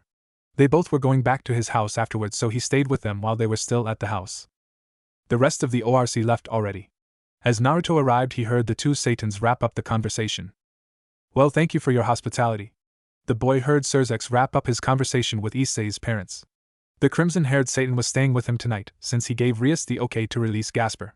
He wanted to do a quick checkup on Gasper before the unsealing. His mother was here because she wanted to trade stories with the Haidu about their children. When he turned the corner leading to the kitchen, he was met with the sleeping form of his mother, the smiling face of Surzex, and the teary-eyed form of the Haidu. Yes, and please stop by any time they exchanged bows, and Naruto put his mother on his back. He and Surzex then walked towards his house, enjoying the night sky. Say, Naruto-kun, you and Rias are in love, correct? Surzex suddenly asked, making Naruto stop in shock for a minute before moving again. That question was random, and it just caught Naruto by surprise. I young love, you know, when I was younger I had a crush on Seraphol, then Minato came in and ruined it. That's when I met Grafia, and even though we didn't get along that great at first, we fell in love over time. Naruto remained silent as Surzex spoke of his young love life. It almost made Naruto wonder what he would have been like if he had that badass power of destruction to go along with his ice. Though he shook it off to put a disgusted face on. That's gross, Bleck, don't talk about my mother like that. Naruto turned away from Surzex, who chuckled a little. You know, she had quite the fan club back in the day. She couldn't deal with them earlier on, but now she's an expert at it. Surzex looked on with a happy face while reminiscing. I'm actually the one who started the club at first, though. He was met with a blank stare from Naruto. He could only chuckle sheepishly and scratch his temple. Back then I doted on her, and not Rias. I didn't think it would get that out of control, was the weak reply. Suddenly the air got cold, and a giant ice pillar rose from under Surzex. He collapsed to the ground in pain due to his jewels taking the brunt of the force. Screw you, Surzex. Seraphal's voice was uncharacteristically dark, sending shivers down Naruto's back. When the three arrived at the new house, they noticed all the lights were off. Seraphal still rested on Naruto's back. Strange, Naruto voiced out his apprehension. Valerie was a vampire, and should still be up. Kazuma should have just been returning from a contract. Suddenly Naruto's seal flashed on his wrist. That was a sure sign someone in his peerage was in trouble. He immediately teleported to his peerage, unintentionally taking Surzex and Seraphal with him. When the three arrived, what they saw shocked them. All of Naruto's peerage was on the ground, some bleeding, others were on the ground unconscious. The only one not out was Valerie, but she was tending to the others. Valerie-chan, what happened? Valerie looked up with teary eyes. His name was Orochimaru. Seraphal's and Surzex's eyes widened considerably. Naruto looked to be in a daze. I want to obtain all the techniques and gain a true understanding of everything in this world. The first one to mix blue and yellow, called the new color green. I want to do something similar to that. If blue is the chakra, then yellow is the seal, and green is the technique. Just as there is no end to the variety of colors, there are so many thousands, tens of thousands of techniques in the world as well. But in order to obtain every possible technique and truth, it would require an eternity. Only one who understands everything after spending such time on this can be fittingly called the ultimate being. He did some technique that brought back Yamato no Orochi. I've been ridding everyone of the poison. She looked nervously at the other members of the peerage, her family. I see, are you done? Naruto asked as he looked at her with kind eyes. When she nodded, his face turned serious. Good, then rest. But first tell me where he went. Everyone looked at him horrified. Naruto, no. This person is too dangerous. Leave him to me and Surzex. Seraphal spoke with pleading eyes. I can't, this is my peerage. How would it make me look if I just let him walk away? This is my duty as a king, and as the son of Seraphal, Leviathan, and Minato Namikaze. I will not allow him to get away with this. I will fight to my. Naruto suddenly slumped forward due to a chop to the back of his neck by Surzex. Surzex looked around and noticed almost the whole area they were in was covered in ice. Now Valerie-chan, where did he go? The girl nodded and pointed to the east. Seraphal, take them home and put the other girls with Naruto. Call Ajuka and Falbium. I'll contact my peerage. I don't think that snake left Ko. I'll put a couple of my peerage to guard them. Surzex spoke in a commanding voice that immediately put her to work. After 5 minutes, all plans were in place for the Satans were in place. The matter was not only important because the child of a Satan, and noble house, was directly targeted, but also because the meeting between the factions was soon to take place. This would be a large hiccup if the meeting was postponed due to this incident. It was set place in a few days, and the 4 Satans would be damned if something derailed the first real shot of peace between the 3 factions of the Bible. Time skip, day of the conference. Today is the day, huh? Naruto looked with a curious glance towards his walking partner, Sona. She forced him to go early today because he needed remediation, due to being out after the incident with his peerage. This was also a punishment for what he did to Rias, Pawn, Issei Hayato. While Sona personally enjoyed, though she might not say it, the punishment for the perverted boy, it was still cruel and unusual.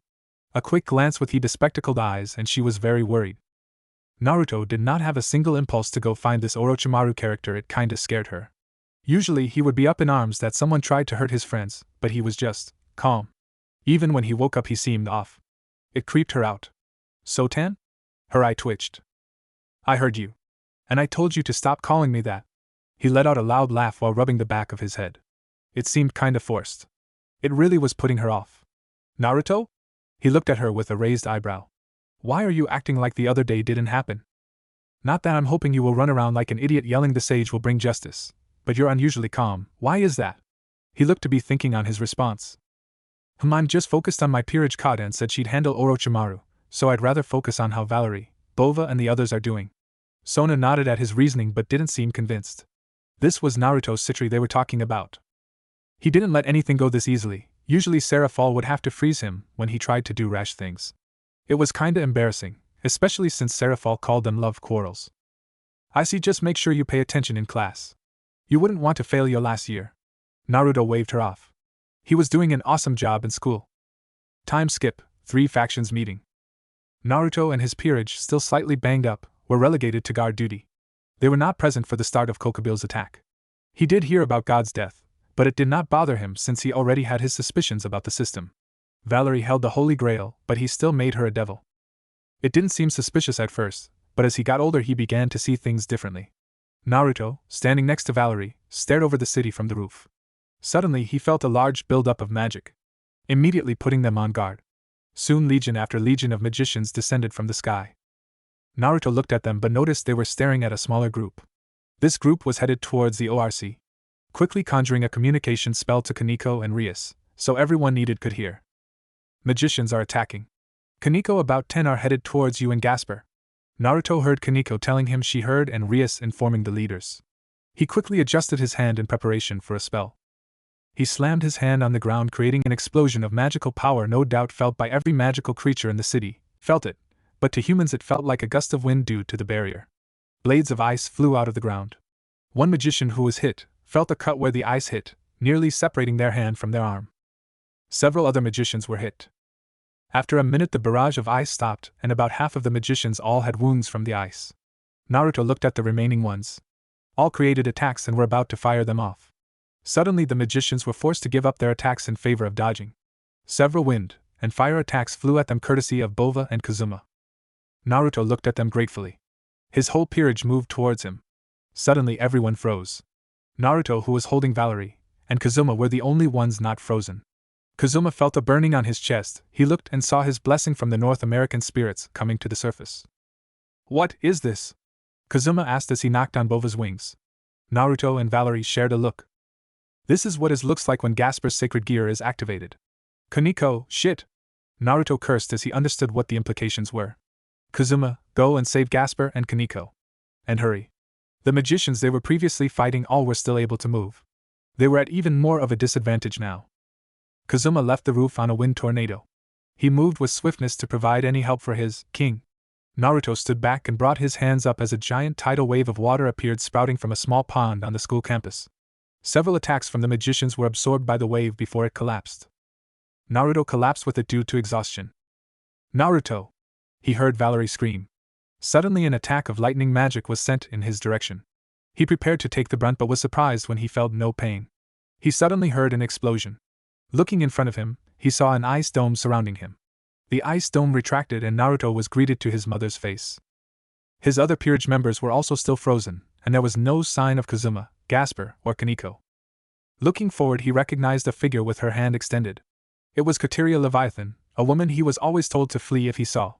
Looking back at his mother he saw she had a childish expression, close to a scowl, before into a playful smile. Kateria-chan. Why are you doing such a thing? Kateria showed a hateful expression at Seraphal's shout. You nearly hurt Naruto. Naruto's sweat dropped. Only his mother could act so childish in the middle of a battle. He actually expected her to freeze Japan when he was nearly killed, but she seemed joyful. Seraphol, how dare you act so shamelessly, as the one who stole the position of Leviathan from me? I'm descended from the original Leviathan. I was the one suited to be Mao. Kateria looked at Seraphol and Surzex with as much hate as she could. Her expression then became arrogant. Don't worry, Seraphol. Today, I'll kill you here and take the title of Mao Leviathan for myself. I might keep your son alive though. He has a nice body and could always use a personal slave. Her expression turned a little lewd before turning back to her arrogant smirk. Then, Ophis will become the god of the new world. It's fine if he's just a symbol. The system and laws, the doctrine will be constructed by us. Michael, Azazel, and Lucifer, Surzex, your era is over. Azazel suddenly started laughing like a madman to the point where everyone began to have concern for his mental health. Azazel then began a conversation with Kateria before the two began fighting. Surzex looks towards everyone with a kind smile. Me and Michael will continue strengthening the barrier to stop it from affecting the outside any more than it has. A gust of wind slammed into everyone, blowing the desk and a lot of chairs that were in the meeting room out of the window and around the campus. Can you guys fight off the magicians while Graphia closes the teleportation spell? He looked towards all the young devils and received nods. Good, Seraphol, will you go deal with it? Seraphol's eyes suddenly widened before she gained a serious face and nodded. Seraphol suddenly shot off faster than anyone could see. The young devils looked on in confusion, but remembered their own part in the plans as they left. Line break. Seraphol rounded a corner before arriving in the school's gym, away from the fighting outside. Inside the gym there was a human figure that was incredibly white, or a person. The figure looked at Seraphol with a calculating smile. Kakuku, so you are Naruto-kun's mother this time? The man licked his lips. And a devil at that. I've never actually studied a devil before, I wonder how he will take it. The man cackled evilly before licking his lips. Seraphol eyed her opponent. He matched the description of Orochimaru from Naruto's Peerage, but she could tell he was holding back. He had an ancient feel, far more ancient than anything she's felt before. Looking around, she noticed they were alone, and the gym was almost bare. So you're Orochimaru? The man nodded with an evil glee. So you're the one that hurt Narutan's Peerage? The man nodded with even more glee. Yes, though it was a shame I didn't get to play with them more, they were proving to be quite capable. But they weren't ready for me. They were still babies, with no proper teacher. Kakuku. Seraphol raised her staff, the playful look in her eye gone. You know I have used my full power in centuries. I wouldn't mind getting rid of the rust on you. Her words carried such a chilling tone despite her outfit. The wand in her hand cracked and her power went wild. Parts of the building were starting to crack under the pressure of her fully released power. The air around the gym grew cold and ice formed on everything, blocking all entrances to the gym. Orochimaru began to slightly buckle under the pressure. I've heard about you, Orochimaru. The White Snake, father of Yamato no Orochi, harbinger of evil. It was because of you the several factions went to war, and from the looks of it you're trying again. You escape when things look bad and strike from behind. But today, here and now, I will kill you. As soon as her words were down, she shot off and punched Orochimaru in the face. Surzex. Michael. Graphia. Graphia-chan, are you done? The maid had a look of concentration on her face and held it for a few seconds, not responding. Suddenly her face went back to being blank. It is done, Surzex-sama. The two leaders of each faction nodded and continued pouring magic into the barrier when they were hit by a blast of cold air. Looks like Seraphol found her target. Surzex nodded to himself. He looked towards Graphia. Can you help us strengthen this? Seraphol going full out along with the kids, Azazel, and Kateria is a little too much for just the two of us. Graphia nodded and began to strengthen the barrier. Surzex Dano, exactly who is Seraphol Dano fighting? Michael asked, his curiosity piqued by the extra power he felt rising opposite of Seraphol. You remember the stories of early Earth when the primordials were still here? Michael nodded. Well, she is fighting the White Snake that brought that era to an end. Michael's eyes widened slightly as he nodded. I see, that's an opponent rarely seen in history. Michael went back to strengthening the barrier to withstand the attacks of 4 ultimate/Satan class beings and nearly 100 mid/high class beings. The children. Valerie stood back in a more support role while the others fought. She watched as all of them would rush magicians left and right, but she was not a fighter. Sure, she knew a few offensive attacks, but everything else in her arsenal was for defensive purposes only. So she would only send out a defense barrier around herself or her friends when the magicians attempt to flank them. Naruto was standing in the middle of 4 magicians. Raising his right hand to the sky and his left to his chest, he brought his right arm down and thrust his left out. Suddenly water erupted from the ground near his right arm and traveled up to his right, which began to stream out the water. He used his planted arm to help spin him, almost like the dance move jackhammer. After one complete rotation he stood back up and looked around. The portal was closing for the magicians, leaving about 50 stranded. We can do 50 easily. Naruto smirked. He turned his head and noticed the swordsmen all were still fighting but in a group so as not to be surrounded. Naruto suddenly felt the air get colder. He knew who made that happen. It had to be his mother. While Grafia also specializes in ice, she was more about control than his mother, who was just raw power. He knew he couldn't get distracted though. Turning, he saw the magicians just about broke in two. One group was attacking the swordsman and the other was heading to him, and Valerie, who was right behind him with their frozen friends. Naruto, seeing this, felt a little bit of fatigue catching up with him. Naruto knew he only one way he could replenish his energy. Opening his hands, chains shot off in any direction. Soon the chains formed a dome around the magicians heading towards him and a few providing long-range support against Zenobia and Kiba. He began his fatigue leaving him with every passing second. Smirking, he brought his two hands together. He shot his left forward and out of his hand came about 100 birds, half made of ice, the others water. Naruto watched as each hit the magicians faster than they could make defensive barriers. The ones hit with ice were frozen over, those hit with water had a water bubble form around their heads until they passed out. Naruto looked up and saw only about 12 magicians remained. "Do you want to give up now?" Naruto asked in an authoritarian voice that made the magicians shiver. But instead of responding, they brought their hands up and readied spells. "You guys just don't know when you're beat." Naruto faced each head-on while they released their spells. He created a dome of water to take on the brunt of the attack. Naruto felt something connect, but its power was very low due to the defensive stability of his bubble. Naruto raised his head as the bubble collapsed. His hands held in an I surrender posture. But the magicians knew he was attacking. Bringing his hands down, the ice chains each crashed on the magicians from the dome. Each magician was knocked out cold. Turning around, Naruto noticed his remaining Peerage members were unfrozen, staring at him a little frightful. "Unfrozen?"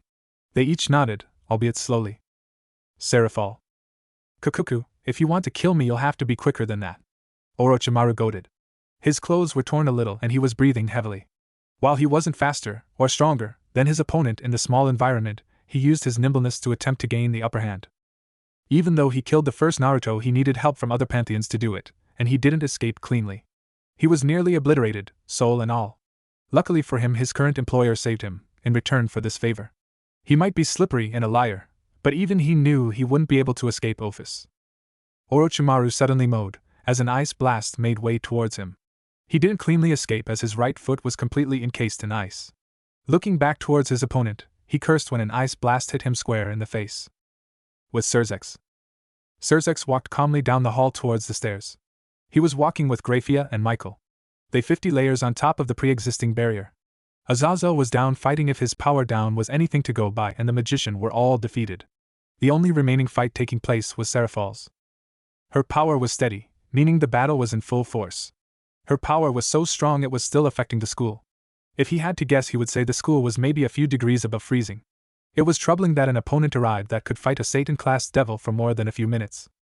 Walking towards the battle taking place in the schoolyard, he watched as the two heavenly dragons fought for the first time in this new generation. Seraphal. Kukukukuku. The current Leviathan certainly lives up to expectations, almost makes me want to brand you. Lucky for you, in my current form I can, at least until I absorb my other half back. Orochimaru spoke with a dazed look. His clothes were covered in frost and tears. His legs were both frozen as well. It was about 100 degrees below zero in this room, and his body was slowly freezing. His core was frozen, including his soul, making it near impossible to escape. His only chance was Ophi's coming, but he was sure she had almost no use for him any longer. "This battle is over, so apologized Orochi-tan. If you don't, magical leviathan will have to end you permanently." Seraphal watched as her opponent showed no remorse. After waiting a minute, she charged her attack, an ice blast, from her staff. When she was done, she fired it, encasing Orochimaru in the ice. When the smoke from the sudden chill, Seraphal blasted another attack, this one of lightning at the ice block, breaking it and effectively killing Orochimaru. Letting out a breath, the ice slowly began to recede in the area.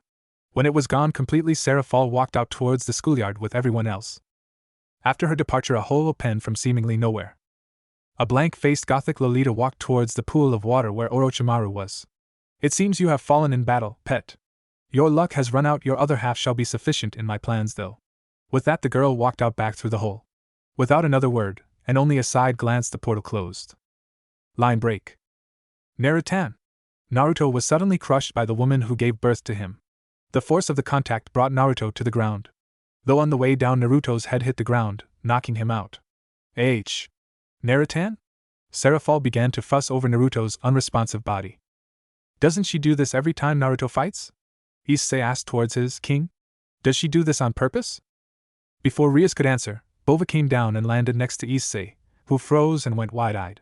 Leviathan-sama is a little strange. She is a childish person and Naruto adores it, even though he gets hurt a lot. Bova finished with a sweat drop. Issei-san? The voice made everyone sans the unconscious Naruto and childish Sarah fall. Aha! Issei screamed like a girl and dropped into fetal position and began to rock back and forth. Scales everywhere, no, not there. Suddenly Issei fainted. Rias' power began to leak out of her body as she looked at her pawn's reaction to Bova. There was only one reason he would act like that. Naruto slowly began to wake up. He opened his eye and was met with his mother's face. When he began to sit up, he suddenly felt dread. Turning, he was met with a ball of destruction, courtesy of Rias. He quickly fell unconscious again. Naruto, I told you to stop messing with my pawn's mind. When he fell back over, Rias turned away with crossed arms. Narutan. Sirzex could only sigh. God, were devils weird. And what if Naruto was Leviathan's son in high school DxD? And thanks for watching my video till the end. If you enjoyed this content, then do consider subscribing to my channel, and leave a like if you guys need the next part. Comment down, and thanks for watching the video, and see you guys in the next video.